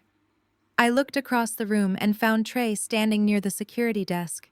He was leaning against the wall, his arms crossed over his broad chest, watching me with a look of absolute fiery pride. He raised his champagne glass in a silent private toast. The rest of the evening was a blur of immaculate success. The remaining pieces in the collection sold for record-breaking margins. As the auction concluded, the attendees lined up to congratulate me. They shook my hand, praised my curatorial genius, and requested private consultations for the upcoming quarter. No one mentioned the Montgomerys. No one mentioned the fake federal investigation. The elite class of Atlanta had made their choice. They had aligned themselves with the powerhouse who controlled the room, completely discarding the rotting legacy of the family that had tried to destroy me. I stood in the center of my gallery, completely untouched by the chaos my parents and brother had tried to unleash. I had survived their financial abandonment. I had outsmarted their corporate traps. I had dismantled their social smear campaign in front of the entire city. The empire was definitively mine, cleansed of the rot, shining brilliantly under the spotlight. The applause in the gallery was deafening, a roaring wave of validation that washed over the polished concrete floors and reverberated against the towering glass walls. I stepped down from the acrylic podium, the heavy emerald silk of my gown sweeping gracefully behind me. The elite collectors of Atlanta were busy clamoring over the auction catalogs, their checkbooks open, and their previous loyalties to the Montgomery family entirely forgotten. I had not just defended my territory, I had conquered the room.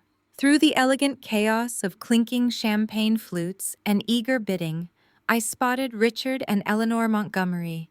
They were standing near the grand entryway, completely paralyzed by the spectacle of their own social destruction. Their faces were drawn and pale, stripped of the generational arrogance they had paraded into my gallery just an hour earlier. Chloe was nowhere to be seen, having likely retreated to the parking garage in a fit of absolute humiliation. Her parents, however, remained rooted to the spot, trapped in a state of indignant shock. I signaled for Trey to follow me. He fell into step effortlessly, his imposing presence serving as a silent physical warning to anyone who might try to intercept us. I walked directly toward the Montgomerys. I did not wear a victorious smirk.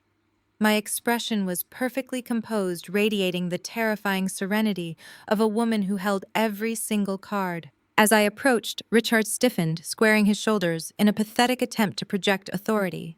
Eleanor clutched her diamond necklace, her eyes darting nervously toward the exit. I stopped 2 feet in front of them.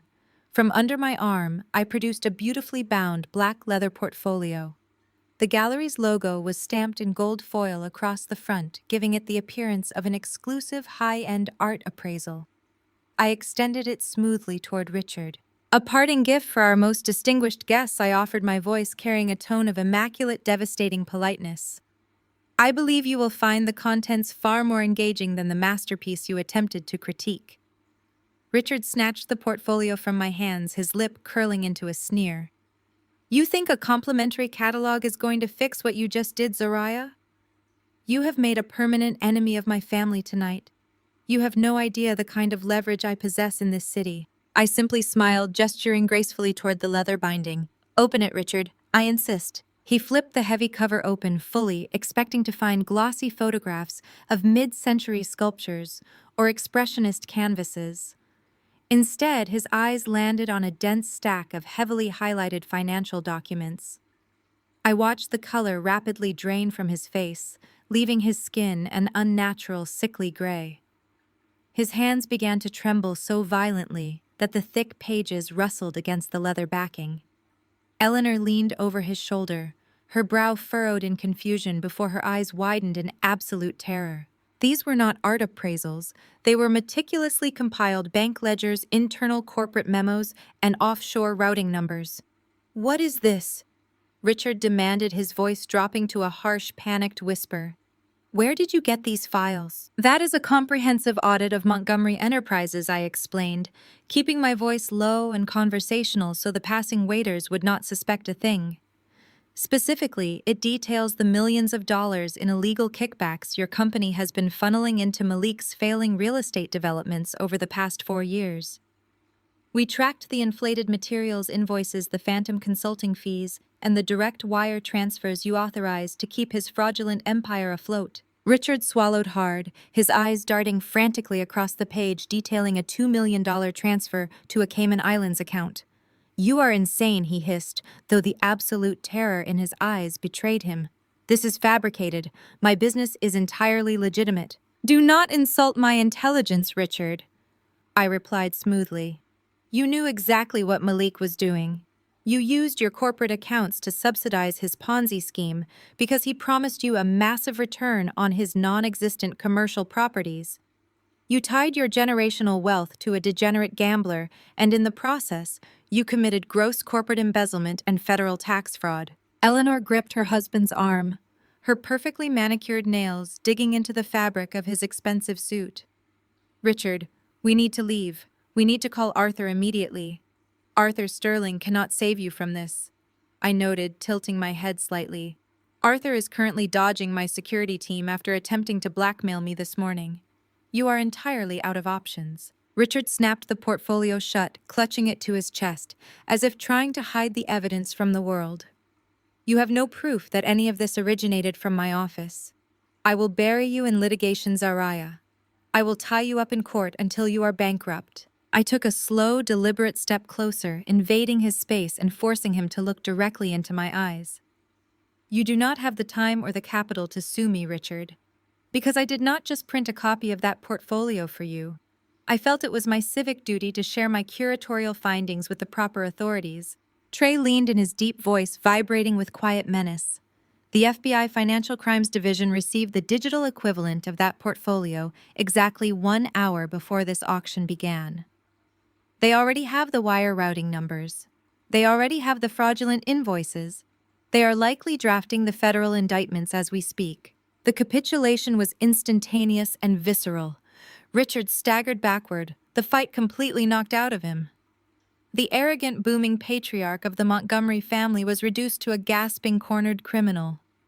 Eleanor let out a stifled, high-pitched whimper, clapping her hand over her mouth to stop herself from screaming.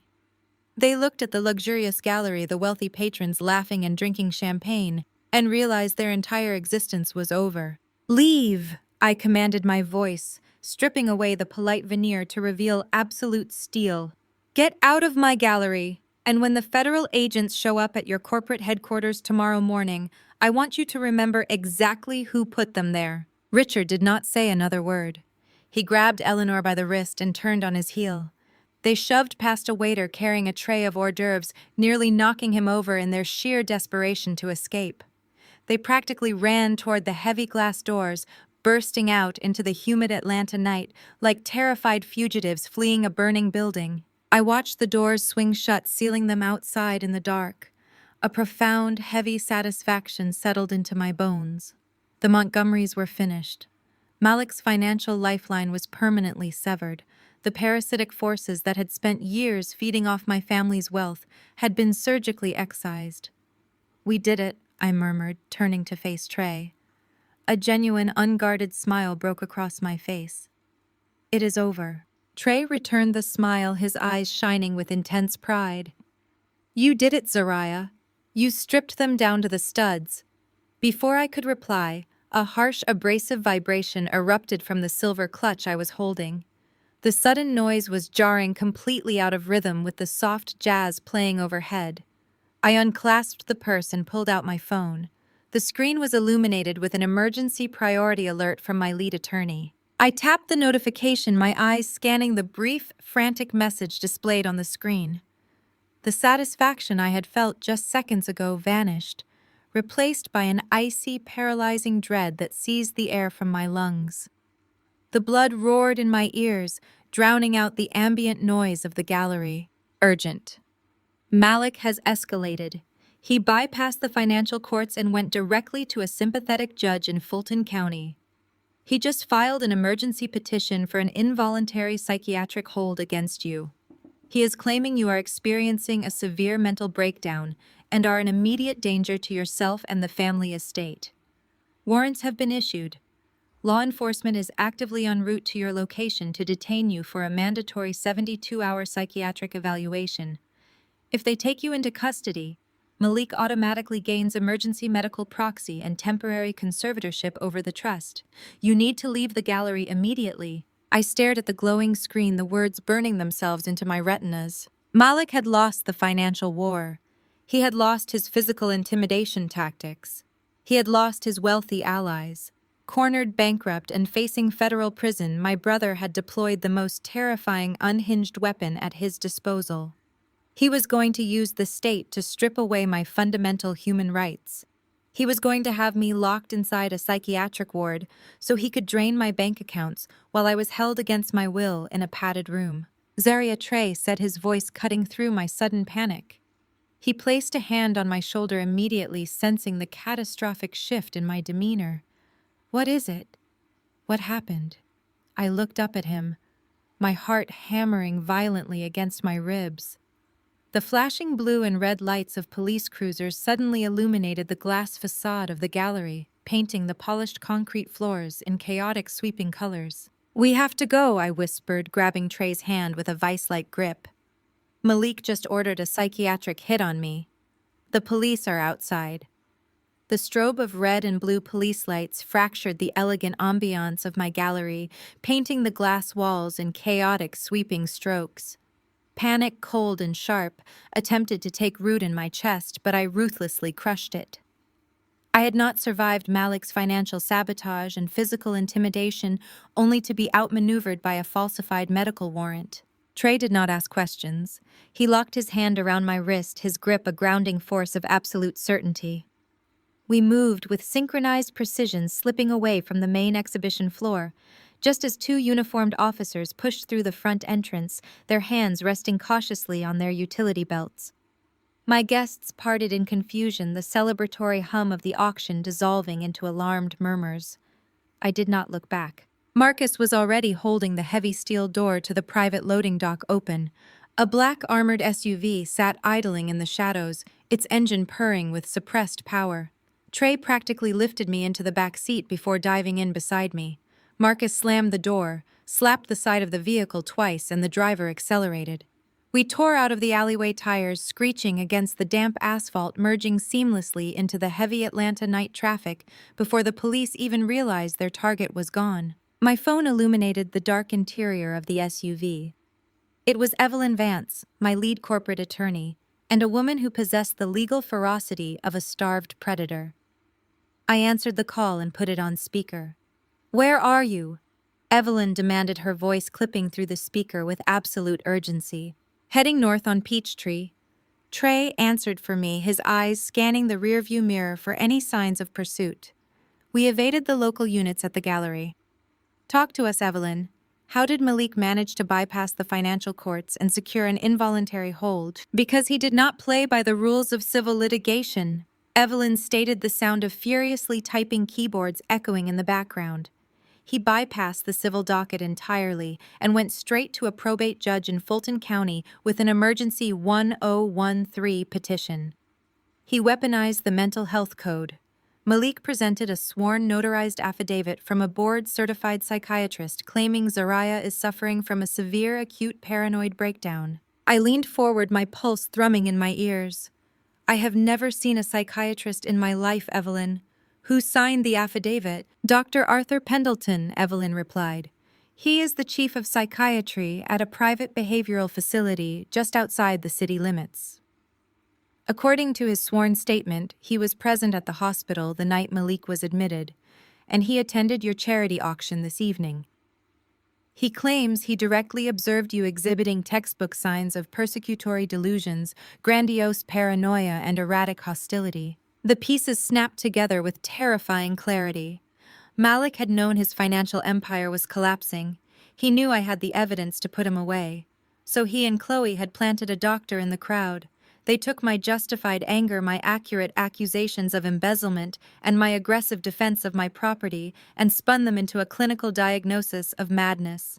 Read the specific claims, I instructed, my voice dropping to a dangerous, icy register. I want to know exactly how they are framing this. Evelyn paused, rustling papers.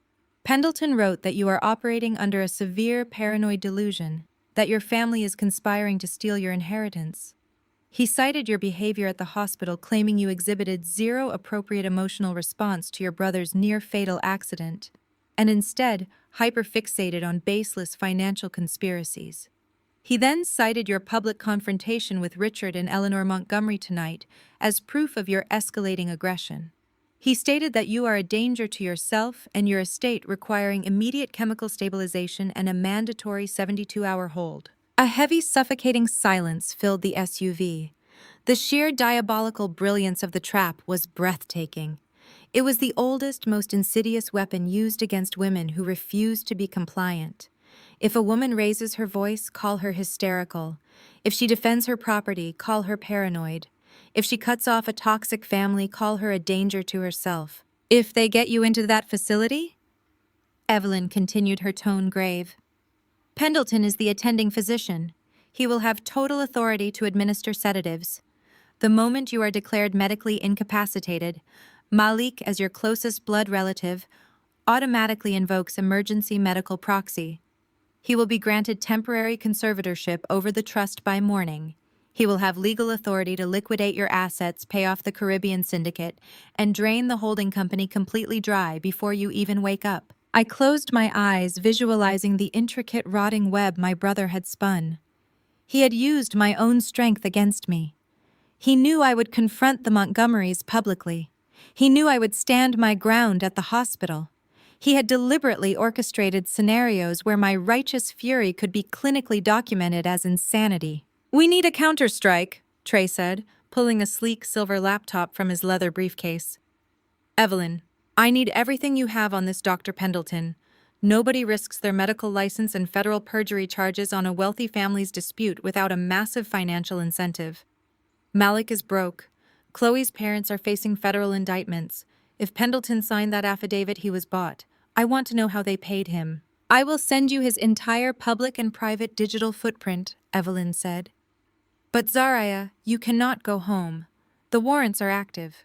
If any local law enforcement officer spots your license plate or identifies you, they are legally obligated to detain you and transport you directly to Pendleton's facility.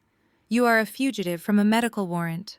Send the data I commanded, and Evelyn prepared to draft a federal injunction. We are going to war. I disconnected the call and turned to Trey.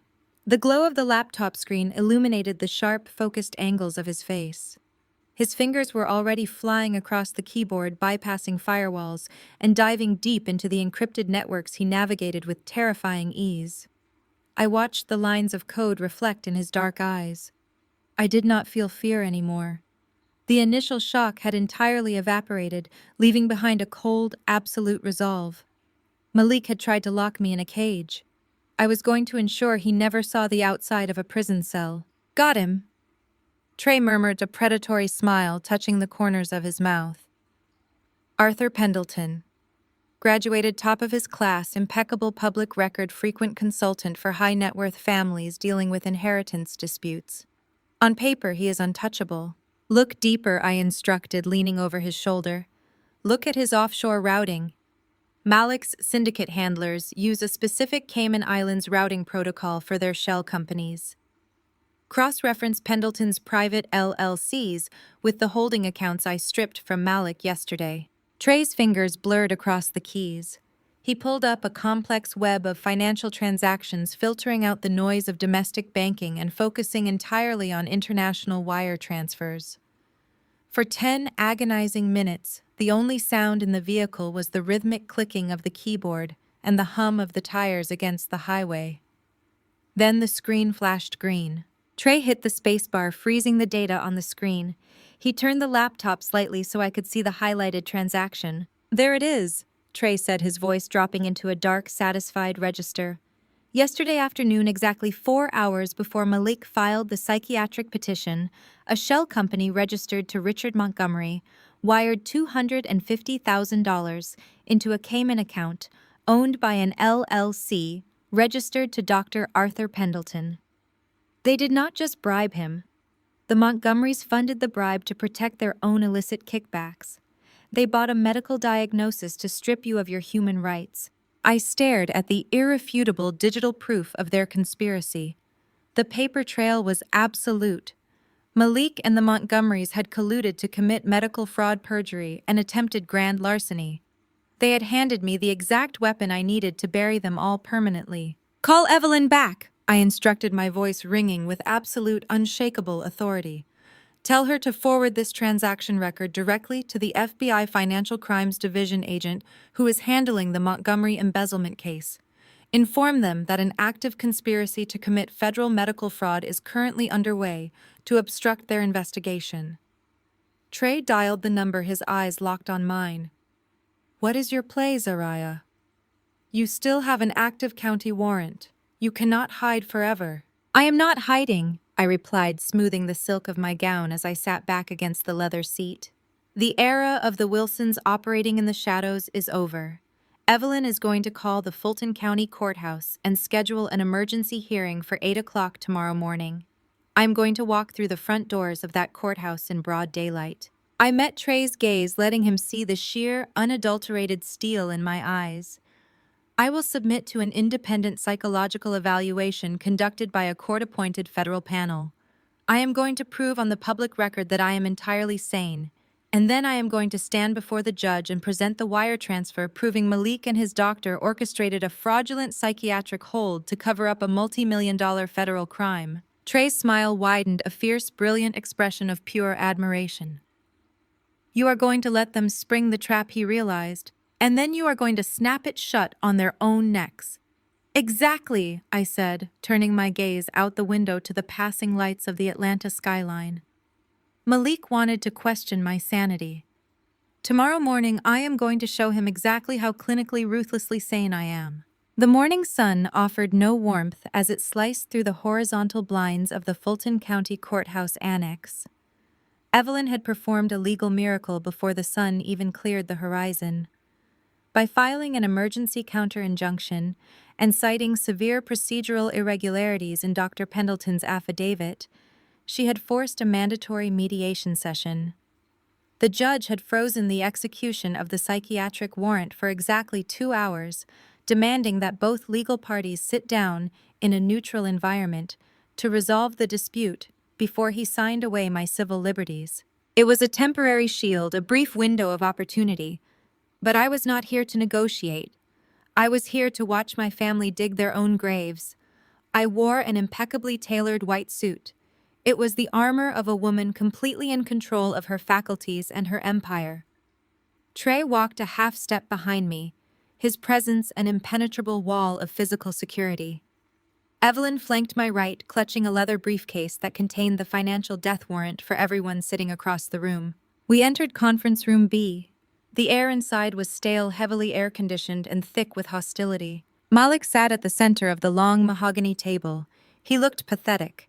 The bruising around his left eye from his previous altercations had settled into an ugly, yellowish purple. His lip was still swollen. Yet despite his battered appearance, a sickeningly confident smirk stretched across his face. He leaned back in his heavy leather chair, radiating the unearned arrogance of a man who believed he had finally backed me into an inescapable corner. To his right sat my mother, Vivian. She was dressed in a pristine charcoal skirt suit, her posture rigid, her face a perfectly sculpted mask of aristocratic disdain. My father, Jerome, sat to Malik's left, drumming his fingers nervously against the polished wood. They were flanked by two high-priced corporate litigators who looked entirely too comfortable handling family extortion. "Please take your seats," the court-appointed mediator said, a weary-looking man who clearly wanted no part of this billionaire family feud. "We are here to discuss the emergency petition filed by Malik Wilson regarding the medical and financial conservatorship of Zariah Wilson." I pulled out my chair and sat down. I kept my spine perfectly straight, folding my hands elegantly on the table. Trey stood directly behind me, crossing his arms over his chest. He locked eyes with Malik, a silent, deadly promise of violence if my brother dared to raise his voice. Malik swallowed hard and shifted his gaze away from Trey, focusing instead on his lead attorney. The opposing lawyer cleared his throat and adjusted his tie. "Mr. Wilson is acting out of profound concern for his sister's well-being. Over the past several weeks, Zariah has exhibited increasingly erratic and hostile behavior. She has alienated long-standing business partners. She caused a public disturbance at a charity auction last night, verbally assaulting prominent members of the Atlanta community. We have a sworn affidavit from a respected psychiatrist confirming she is suffering from severe persecutory delusions. My client simply wants to ensure his sister receives the medical help she desperately needs while protecting the family's assets from her impaired judgment." Evelyn let out a short, sharp laugh. "Your client wants to steal her money to cover his gambling debts, and he is trying to use a fraudulent medical warrant to do it. We reject the premise of this mediation entirely."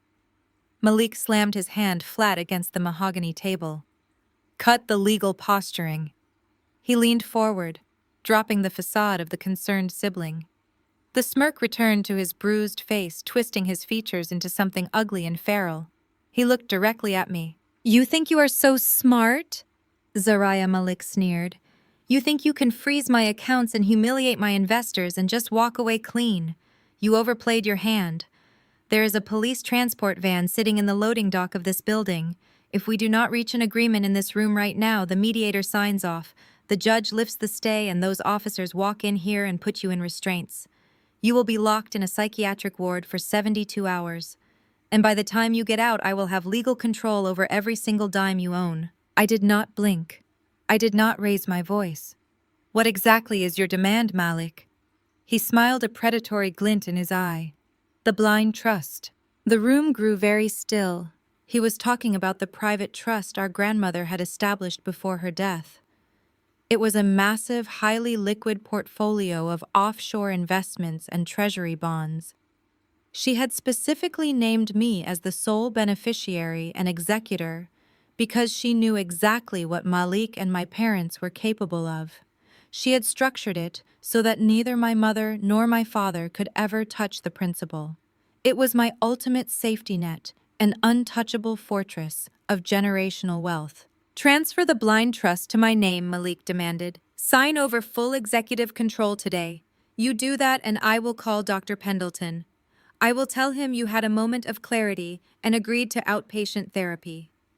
I will withdraw the petition, and you get to walk out the front door of this courthouse instead of being dragged out the back in a straitjacket." It was pure, unfiltered extortion. He was holding my freedom hostage for the exact amount of capital he needed to pay off the Caribbean syndicate and avoid federal indictment. I slowly turned my head to look at my parents. They had sat silently while their son threatened to have me institutionalized. "Did you hear him?" I asked, my voice carrying a lethal quietness. He is blackmailing me. He bribed a doctor to fabricate a mental illness so he can steal grandmother's trust. Are you both comfortable with this? Vivian let out an exasperated sigh, adjusting the diamond tennis bracelet around her wrist. She looked at me not with maternal concern, but with the cold irritation of a CEO dealing with a difficult subordinate. Stop being so dramatic, Zariah Vivian said, her voice dripping with condescension. Malik has made a few financial miscalculations, but we are a family. We handle our problems internally. You have been behaving like a complete rogue agent lately. You humiliated the Montgomery family last night. The tabloids are already circling. A public psychiatric hold would be a devastating scandal for our corporate brand. I stared at her, genuinely astounded by the depths of her moral bankruptcy. You care more about the tabloids than the fact that your son is trying to lock me in a psychiatric facility. It is just a 72-hour evaluation, Zariah Vivian replied smoothly, as if she were suggesting a weekend spa retreat. Honestly, with the hours you have been working, a few days of mandatory rest might do you some good. Just sign the papers. Give your brother the trust so he can stabilize the family portfolio. We can avoid a very ugly, very public situation if you just cooperate for once in your life. I looked at my father. Jerome refused to meet my eyes, staring intently at his legal pad. Your mother is right, he mumbled defensively. Malik needs the capital to correct some liquidity issues. You have plenty of other assets. Sign the trust over and we can all go home and put this behind us. The final lingering tether of familial loyalty snapped. I felt the physical sensation of it breaking in my chest, leaving behind nothing but a cold, absolute void.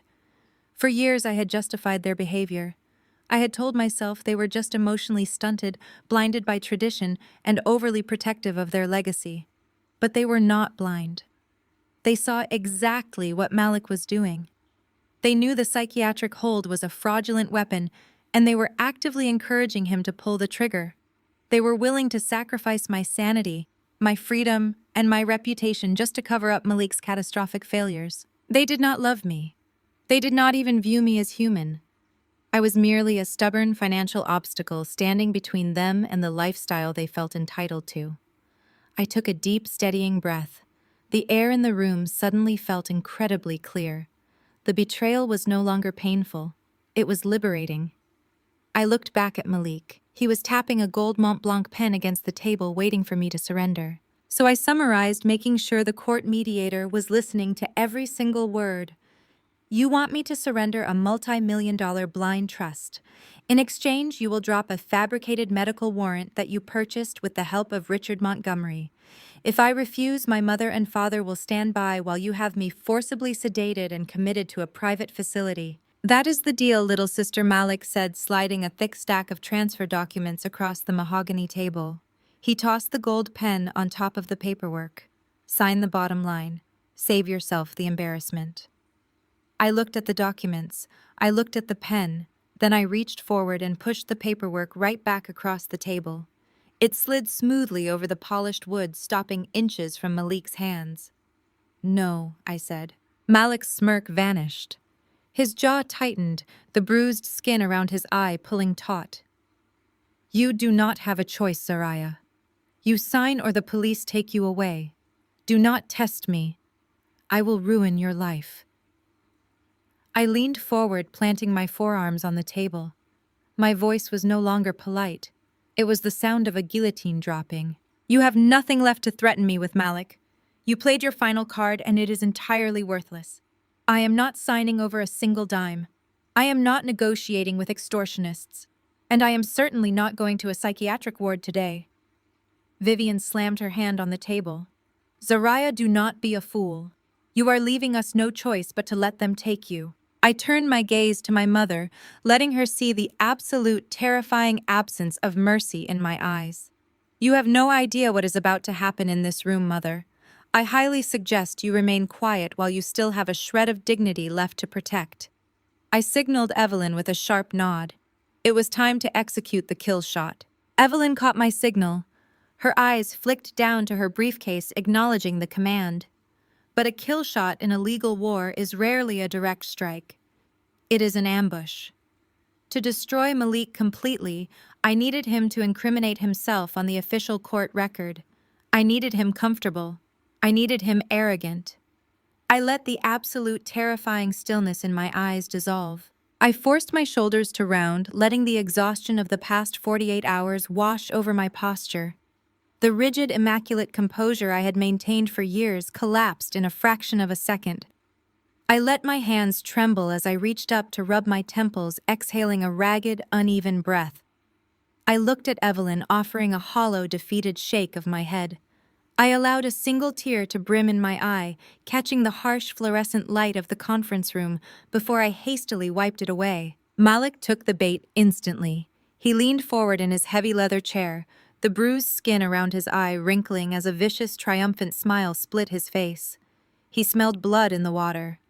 He saw his notoriously untouchable sister finally breaking under the immense pressure of his extortion. "You see," Malik said, gesturing toward me with an open palm, looking at the court-appointed mediator. "This is exactly what Dr. Pendleton documented. She is exhausted. She is erratic. She cannot handle the psychological weight of her own paranoia. We are just trying to save her from herself." The mediator, a stern man named Harrison, sat at the head of the table. A small black digital recorder sat directly in front of him, a blinking red light indicating the session was officially being logged for the Fulton County Probate Court. This was standard procedure for emergency mediations designed to ensure all verbal agreements were legally binding. Malik was so blinded by his own greed that he had completely disregarded the blinking red light. I kept my eyes fixed on the polished mahogany table, deliberately avoiding my brother's gaze. My voice was intentionally fragile, barely above a whisper. "You know I am not sick, Malik. You know I am perfectly sane. You know I did not do any of those things you claimed in the petition." "Sanity is a highly subjective concept," Zariah Malik scoffed, leaning back and crossing his arms. "Dr. Pendleton is a respected professional. He thinks you are a severe danger to yourself and our corporate assets. That is all the court cares about. Your reality does not matter. The medical affidavit matters." I let my hands drop to my lap, intertwining my fingers to hide my absolute calm. "And if I sign over the blind trust right now?" I asked, letting my voice crack perfectly on the final syllable. "If I give you the $70 million, grandmother left me. What happens to Dr. Pendleton's professional medical opinion?" Malik laughed. It was a harsh, guttural sound echoing off the sterile walls of the conference room. "It goes away," he stated proudly. "I call Arthur. I tell him you had a sudden moment of clarity and agreed to voluntary outpatient therapy. He withdraws the petition. The police transport van leaves the loading dock, and you get to walk out of here instead of being dragged away in a straitjacket. It is a very simple transaction." I looked up, shifting my teary gaze to my mother. "You are listening to this, Vivian. You are hearing your son admit to fabricating a medical crisis to extort my inheritance. Are you going to let him do this?" Vivian adjusted the silk collar of her blazer, looking at me with profound irritation. "Do not use such ugly words like extortion, Zariah. Malik is simply being pragmatic. We need that capital to stabilize the family portfolio after your reckless behavior yesterday. Signing the trust over is the only logical solution. We are doing this to keep the family out of the tabloids. A public psychiatric hold would ruin our brand. Just sign the papers and stop making everything so difficult." "And you, Jerome?" I asked, looking at my father. "You are comfortable with blackmail." Jerome refused to meet my eyes. "It is just business, Zariah. You have plenty of other assets. Give your brother what he needs so we can all go home." I lowered my head again, staring at the thick stack of transfer documents Malik had pushed across the table.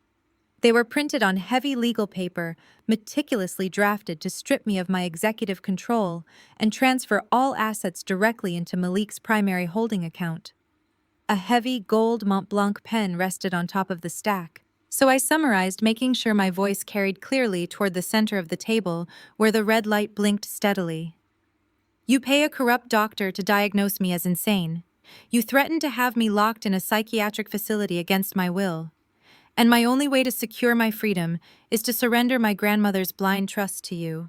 You are holding my fundamental human rights hostage for $70 million.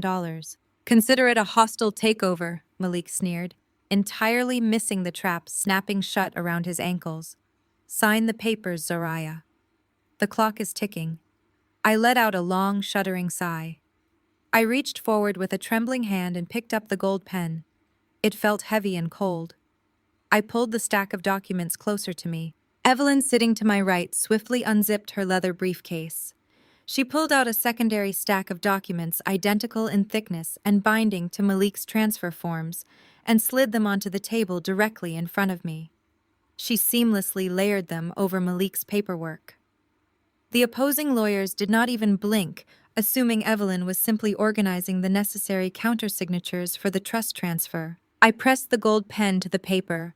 I signed my name on the first dotted line. I flipped the page and signed the second. I moved methodically through the heavy stack, my signature sharp and decisive on every single page. Malik watched me, practically vibrating with triumphant adrenaline. He could not contain his gloating. "You were always too weak to play in the big leagues," Zariah Malik taunted, his voice dripping with venomous satisfaction. "You thought you could run the empire. You thought you could outmaneuver me. But at the end of the day, you are just a fragile little girl who crumbles the second real pressure is applied. You belong in the background. You always have." I signed the final page. I dropped the gold pen. It clattered loudly against the mahogany table. I did not slump anymore. My spine snapped perfectly straight. The manufactured tears vanished, replaced by an expression of absolute, terrifying, predatory focus. I looked directly at my brother, letting the full weight of my unyielding power crash over him. Trey stepped forward with flawless military precision. He reached over my shoulder and picked up the stack of documents I had just signed. Malik immediately extended his hand, expecting Trey to pass the surrendered trust documents to his side of the table. Trey bypassed Malik completely. He walked to the head of the table and handed the thick stack of papers directly to Harrison, the court-appointed mediator. Harrison adjusted his reading glasses, pulling the documents toward him. He flipped open the cover page, his eyes scanning the dense legal text. Within 3 seconds, the color entirely drained from his face. He looked up, his brow furrowed in profound confusion. "Ms. Wilson," Harrison said, his voice hesitant. "These are not the conservatorship surrender forms." Malik frowned, his arrogant smile faltering. "What are you talking about?" "She just signed the trust transfer. Hand them over." "No, she did not," Evelyn announced, standing up from her chair. Her voice rang through the conference room with lethal, undeniable clarity. Evelyn walked around the table, placing her hands flat on the mahogany surface as she addressed the opposing counsel. "What my client just signed are emergency authorizations invoking Clause Section 4 of her grandmother's original trust mandate. As the sole executor of the blind trust, Zariah retains the dormant authority to invoke a full, unrestricted federal audit of the Wilson Family Corporation and every single subsidiary tied to your client's name in the event of suspected financial malfeasance." Malik froze. The oxygen seemed to vanish from the room. "My client did not surrender her assets today." Evelyn continued, her gaze locking onto Malik with devastating precision. "She just legally authorized the FBI, the SEC, and the IRS to tear through every corporate veil, offshore account, and shell company your family possesses. She just handed them the keys to your entire financial existence." "You cannot do that," Malik roared, leaping to his feet, his chair crashing backward against the wall. "I have an active medical warrant. You are mentally unfit.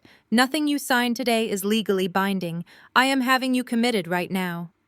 I smiled. It was a slow, dangerous smile that promised absolute ruin. "Look at the center of the table, Malik," I commanded softly. Malik looked down. His eyes landed on the small black digital recorder. The red light was still blinking steadily, capturing every sound in the room. "This mediation session was mandated by a Fulton County judge." I explained, rising slowly to my feet, the emerald silk of my suit catching the morning light. "Everything said in this room is a matter of official federal record. For the past 10 minutes, that device has been recording. It just recorded you explicitly admitting that Dr. Pendleton's medical diagnosis was a fabricated lie. It recorded you stating that you used a fraudulent psychiatric hold as leverage to force me into signing over $70 million. Vivian gasped, her hand flying to her throat as the horrific reality of the situation finally registered. Jerome slumped in his chair, his face buried in his hands. "You did not just lose the trust, Malik," I said, walking slowly toward him, my heels clicking sharply against the floorboards. "You just confessed to felony corporate extortion, criminal blackmail, and federal medical fraud on a court-ordered legal line. Your psychiatric petition is dead. And by the time the FBI finishes analyzing the audit I just authorized, you will be facing 20 years in a federal penitentiary." Malik stood completely paralyzed, his chest heaving, the bruised skin on his face suddenly looking pale and sickly. The invincible heir to the Wilson empire had just been publicly, legally, and permanently destroyed by his own arrogance. I turned to Evelyn and Trey, not bothering to spare my parents another glance. "We are done here," I announced, buttoning my blazer. "Send the recordings to the federal prosecutor. I have an empire to run." The absolute silence that followed my declaration lasted for exactly 3 seconds. It was a heavy, suffocating quiet, the kind that precedes a catastrophic detonation. The blinking red light of the digital recorder seemed to pulse in time with the erratic thumping of my mother's rapid breathing. Then Malik completely snapped. The realization that his entire existence was over, that his extortion was on the federal record, and that his hidden accounts were about to be ripped open by the FBI shattered the last remaining fragments of his sanity. He let out a feral, guttural scream. He planted both hands flat against the mahogany table and vaulted across the polished wood, launching his entire body weight directly at me. His hands curled into claws, aiming straight for my throat. He never even made it past the centerpieces. Trey moved with a terrifying fluid violence. He stepped smoothly in front of me, entirely shielding my body. As Malik flew across the table, Trey caught him midair by the lapels of his expensive custom suit. Using Malik's own reckless momentum against him, Trey twisted his grip, lifted my brother off his feet, and slammed him face first into the heavy oak paneling of the conference room wall. The impact cracked like a gunshot. The framed legal certificates hanging on the wall rattled violently. Malik gasped, all the air rushing out of his lungs in a sharp, pained wheeze. Trey did not step back.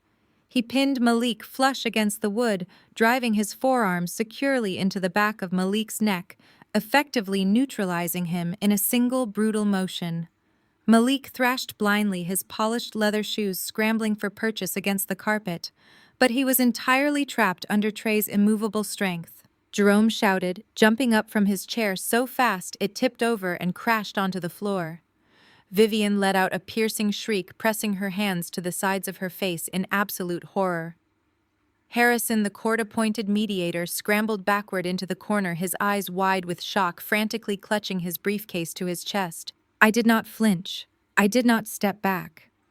I stood perfectly still, smoothing an invisible wrinkle from the sleeve of my white suit. I walked slowly around the edge of the mahogany table, my heels clicking with a rhythmic, lethal precision, until I stood directly beside Trey and the struggling, gasping form of my brother. "You were always so predictable, Malik," I said, my voice carrying a quiet, melodic cadence that cut right through the chaos of the room. "You rely on brute force and intimidation because you lack the intellect to construct a real strategy. You actually thought you had me cornered.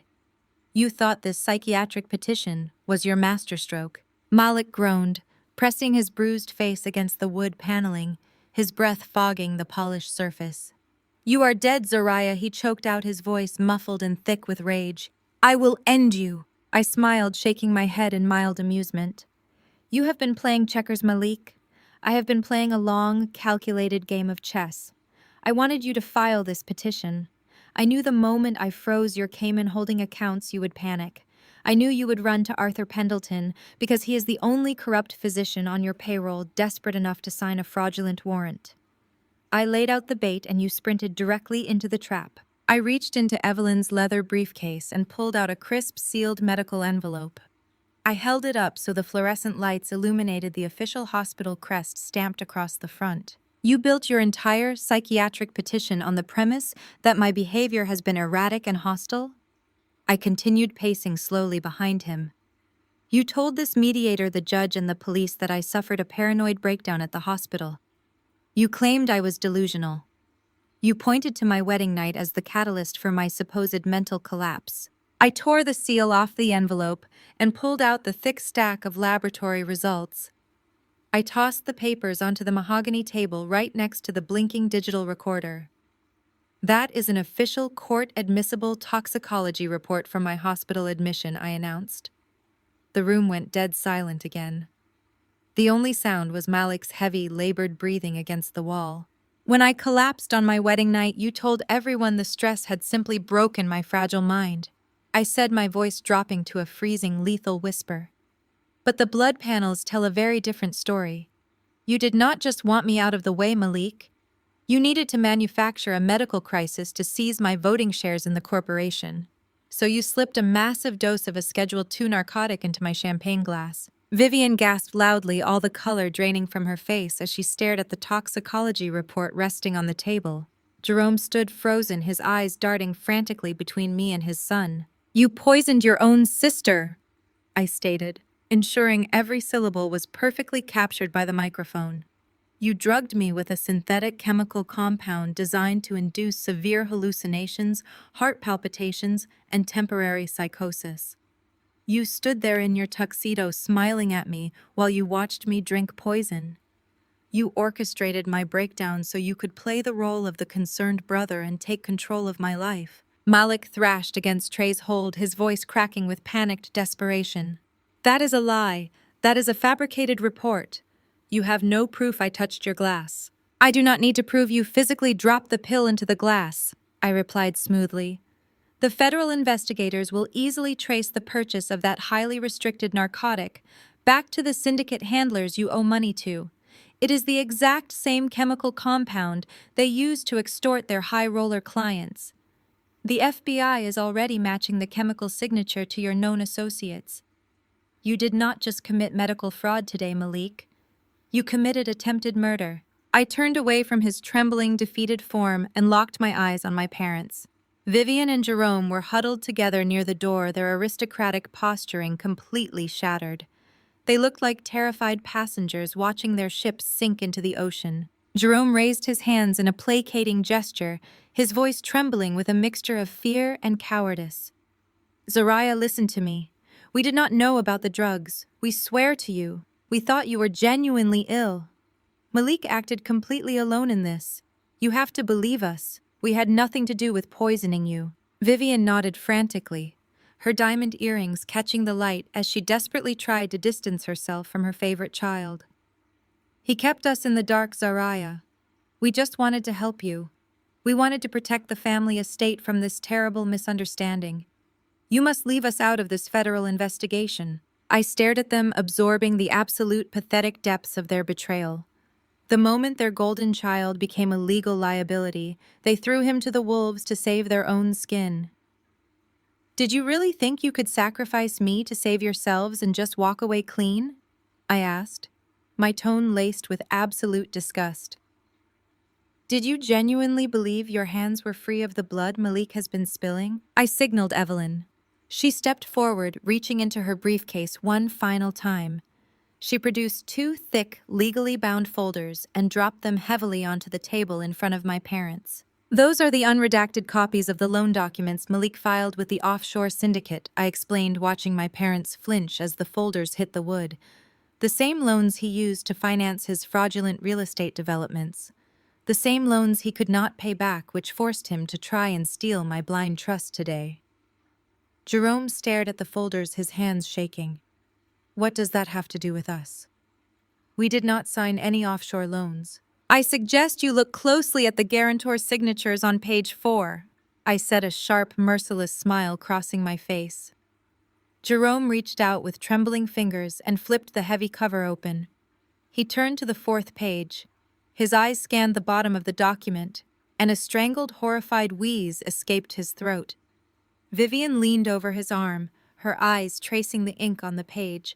She let out a soft, broken whimper, her knees visibly buckling. Malik needed massive collateral to secure those illegal syndicate loans, I explained, enjoying the absolute devastation radiating from my parents. He did not have the liquid assets to back the cash he was borrowing. So he used your names. He used your primary estate, your stock portfolios, and your corporate voting shares as the collateral. Vivian looked up at me, her face contorted in pure, unadulterated terror. He forged our signatures. She cried out, her voice shrill and panicked. We never signed these documents. He stole our identities. We are victims here. It does not matter if he forged them or if you signed them blindly, because you could never say no to your perfect son, I replied coldly. The syndicate does not care about handwriting analysis, Vivian, and neither does the FBI. When the federal authorities freeze Malik's assets tomorrow morning, they are going to freeze the guarantor's assets as well. I took a slow step closer to them, driving the final nail into their pristine artificial coffin. Every single dime you own is tied to his federal fraud, I stated. Your mansion, your luxury cars, your country club memberships, and your offshore retirement funds. It is all gone. When the feds tear through Malik's life, they are taking you down with him. You enabled a monster because you cared more about maintaining a wealthy facade than you cared about your own daughter. Now you get to pay the price. You are going to lose everything. You will be entirely bankrupt, publicly disgraced, and facing federal conspiracy charges by the end of the week. I turned my back on them, walking toward the exit of the conference room. I stopped by the door and looked over my shoulder. Trey released his hold on Malik, stepping back smoothly. Malik collapsed to his knees against the baseboards, gasping for air, utterly broken and staring vacantly at the carpet. Evelyn, I said, not taking my eyes off the ruined family I was leaving behind. Ensure the mediator submits the recording to the probate judge immediately. Then forward the entire file to the FBI. I pushed the heavy oak door open and stepped out into the brightly lit hallway. I did not look back. I had survived their poison, their extortion, and their betrayal. I had cleansed my empire of its rot, and I was finally completely free. I stood in the brightly lit corridor of the courthouse annex, the heavy oak door swinging shut behind me with a definitive thud. The air out here felt entirely different. It was crisp, untainted by the suffocating desperation of the family I had just dismantled. Trey fell into step beside me, his posture relaxed for the first time in weeks. Evelyn stood to my right, already pulling her phone from her pocket to coordinate with the federal prosecutor. I took a deep breath, savoring the profound stillness of victory. That stillness lasted only a fraction of a second. A rhythmic, synchronized thumping began to reverberate down the marble corridor. It was the unmistakable sound of heavy tactical boots moving with absolute, unyielding purpose. I turned to look down the long stretch of the hallway. A dozen men and women in dark windbreakers, emblazoned with the bright yellow letters of the FBI, were marching in a tight formation. They were flanked by 4 uniformed officers from the Atlanta Police Department. Their faces were set in expressions of grim authority. They were not here to negotiate. They were here to execute a takedown. The lead agent, a tall woman with steel gray hair and sharp eyes, locked her gaze on Evelyn. Evelyn simply nodded, stepping aside and gesturing toward the glass walls of Conference Room B. The agent did not break stride. She reached the door I had just exited, grabbed the brass handle and pushed it open with enough force to bang it loudly against the interior wall. I turned around, standing comfortably in the hallway, and watched the execution of my brother through the floor-to-ceiling glass panes. The atmosphere inside the conference room shifted from paralyzed shock to absolute pandemonium. The opposing corporate litigators immediately scrambled backward, throwing their hands in the air to physically distance themselves from Malik. In the legal world, proximity to federal fraud is highly contagious. They abandoned their client in the blink of an eye. The lead federal agent stepped directly up to the mahogany table. She did not raise her voice, but her command sliced through the room. Malik Wilson, you are under arrest for conspiracy to commit federal wire fraud, corporate extortion, and attempted murder.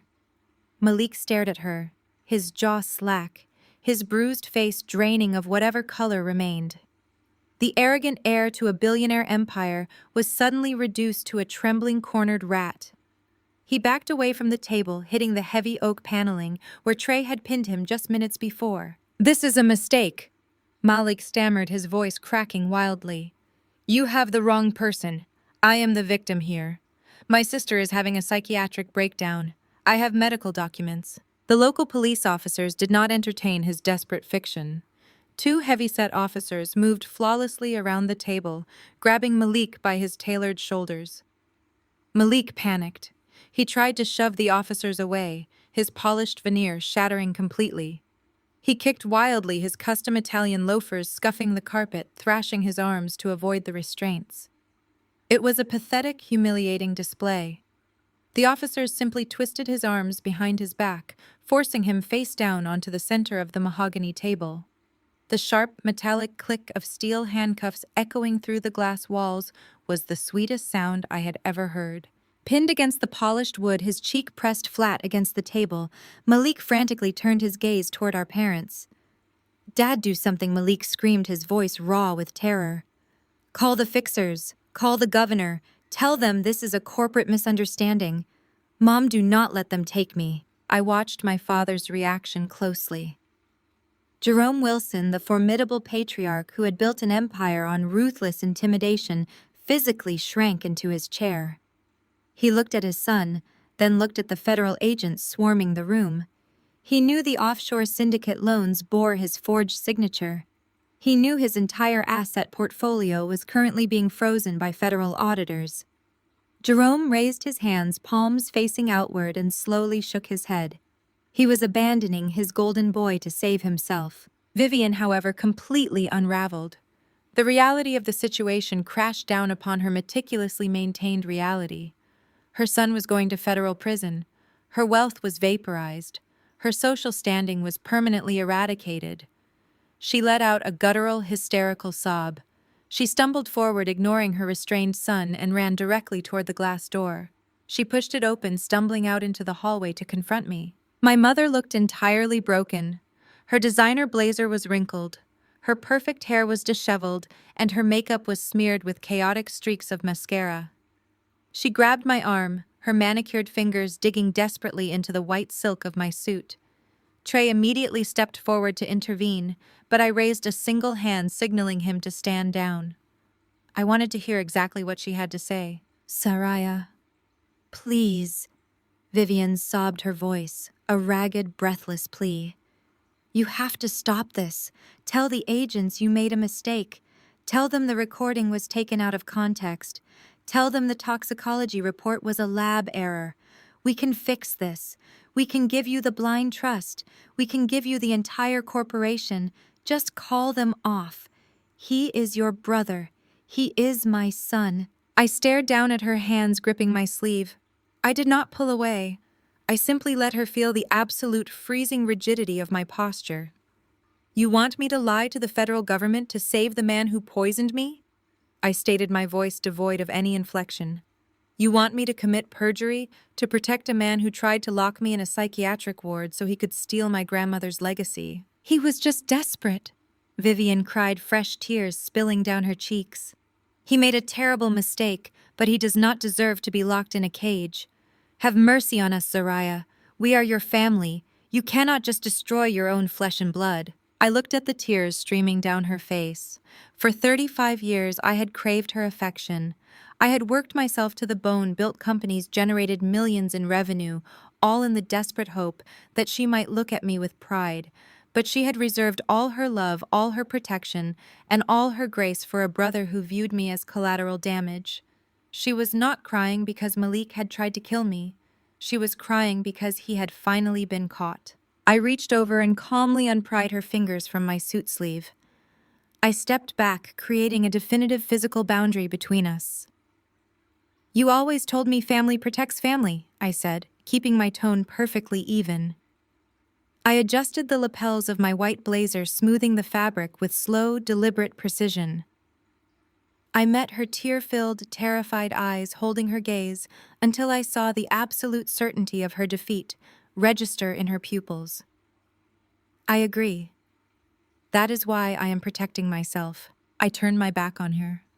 I walked down the marble corridor, the sound of my heels echoing in unison with Trey and Evelyn's footsteps. Behind me, I could hear Malik screaming my name as the officers dragged him out of the conference room.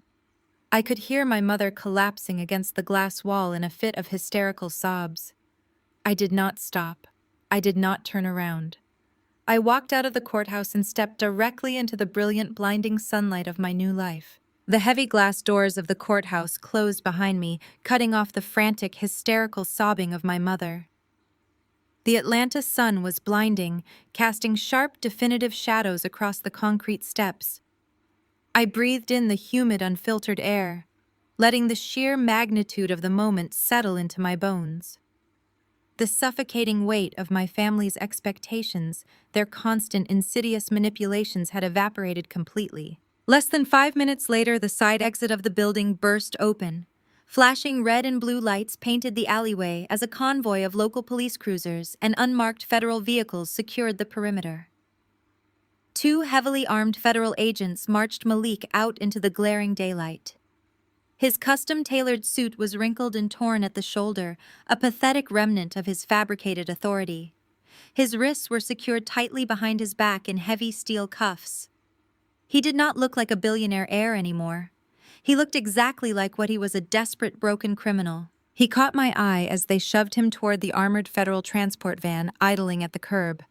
He opened his mouth to scream something, a final venomous threat, but the lead agent placed a firm hand on the back of his neck and forced him downward into the back seat. The heavy metal door slammed shut, severing Malik Wilson from the civilized world. I watched the van merge into the heavy city traffic, carrying my brother toward a future defined entirely by concrete walls and strict federal sentencing guidelines. The dominoes fell with breathtaking surgical precision.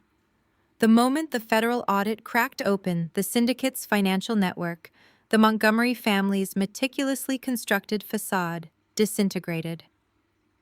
Chloe, ever the opportunist, attempted a desperate maneuver of self-preservation. Within 48 hours of Malik's arrest, she filed expedited divorce papers. She went on a rapid media tour, sitting for exclusive interviews, where she squeezed out perfectly timed tears, claiming absolute ignorance of her husband's illicit activities. She hired an expensive crisis management firm to spin a narrative of a deceived innocent wife trapped in a toxic family dynamic. It was a brilliant performance, but federal financial crimes investigators do not operate on sympathy or daytime television theatrics. Evelyn had handed them the exact routing numbers linking Richard Montgomery's shell companies directly to Dr. Arthur Pendleton's offshore accounts. The FBI raided the Montgomery estate at dawn on a Tuesday. Chloe was photographed being led out of her father's sprawling mansion in handcuffs, stripped of her designer makeup and country club arrogance.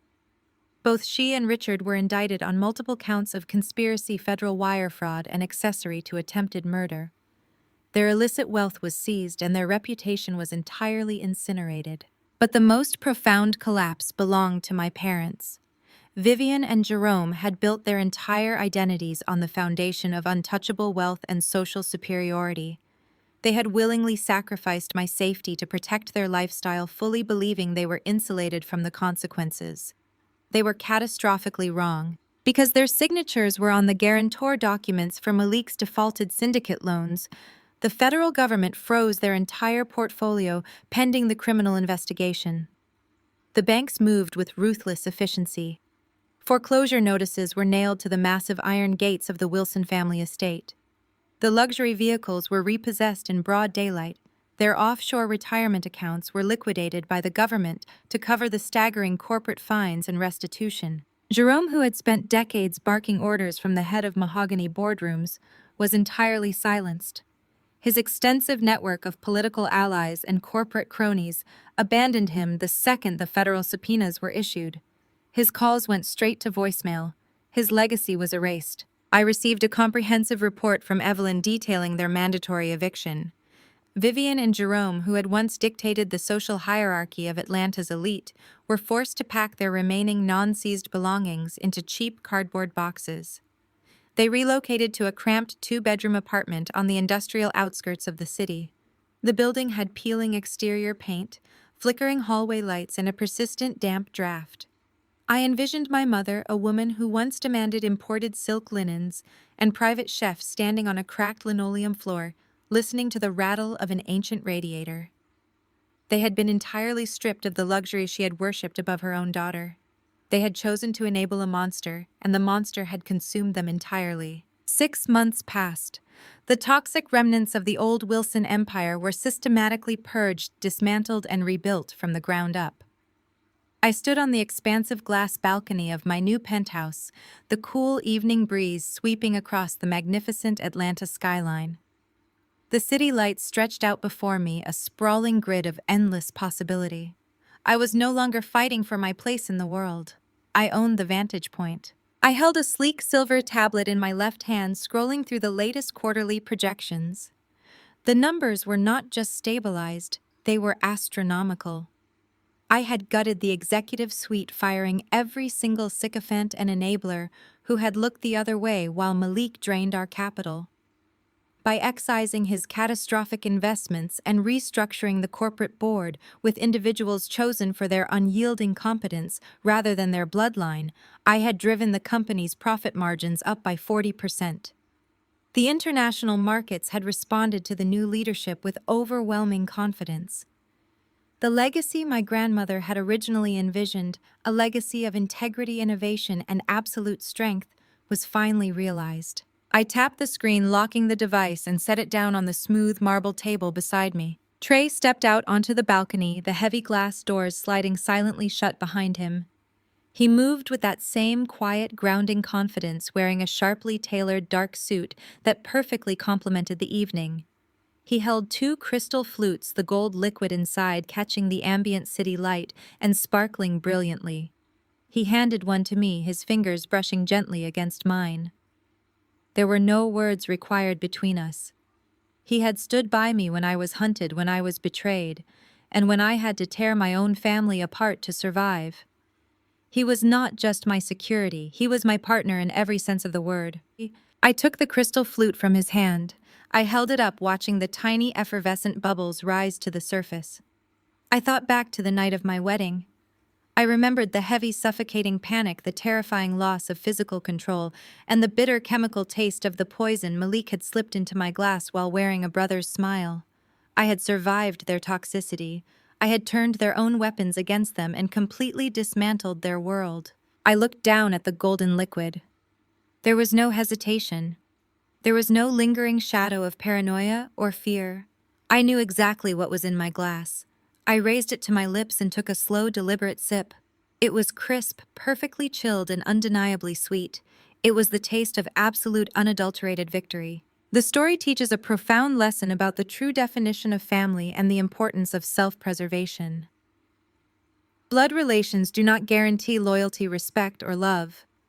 Sometimes the most toxic individuals in our lives are the ones who share our last name.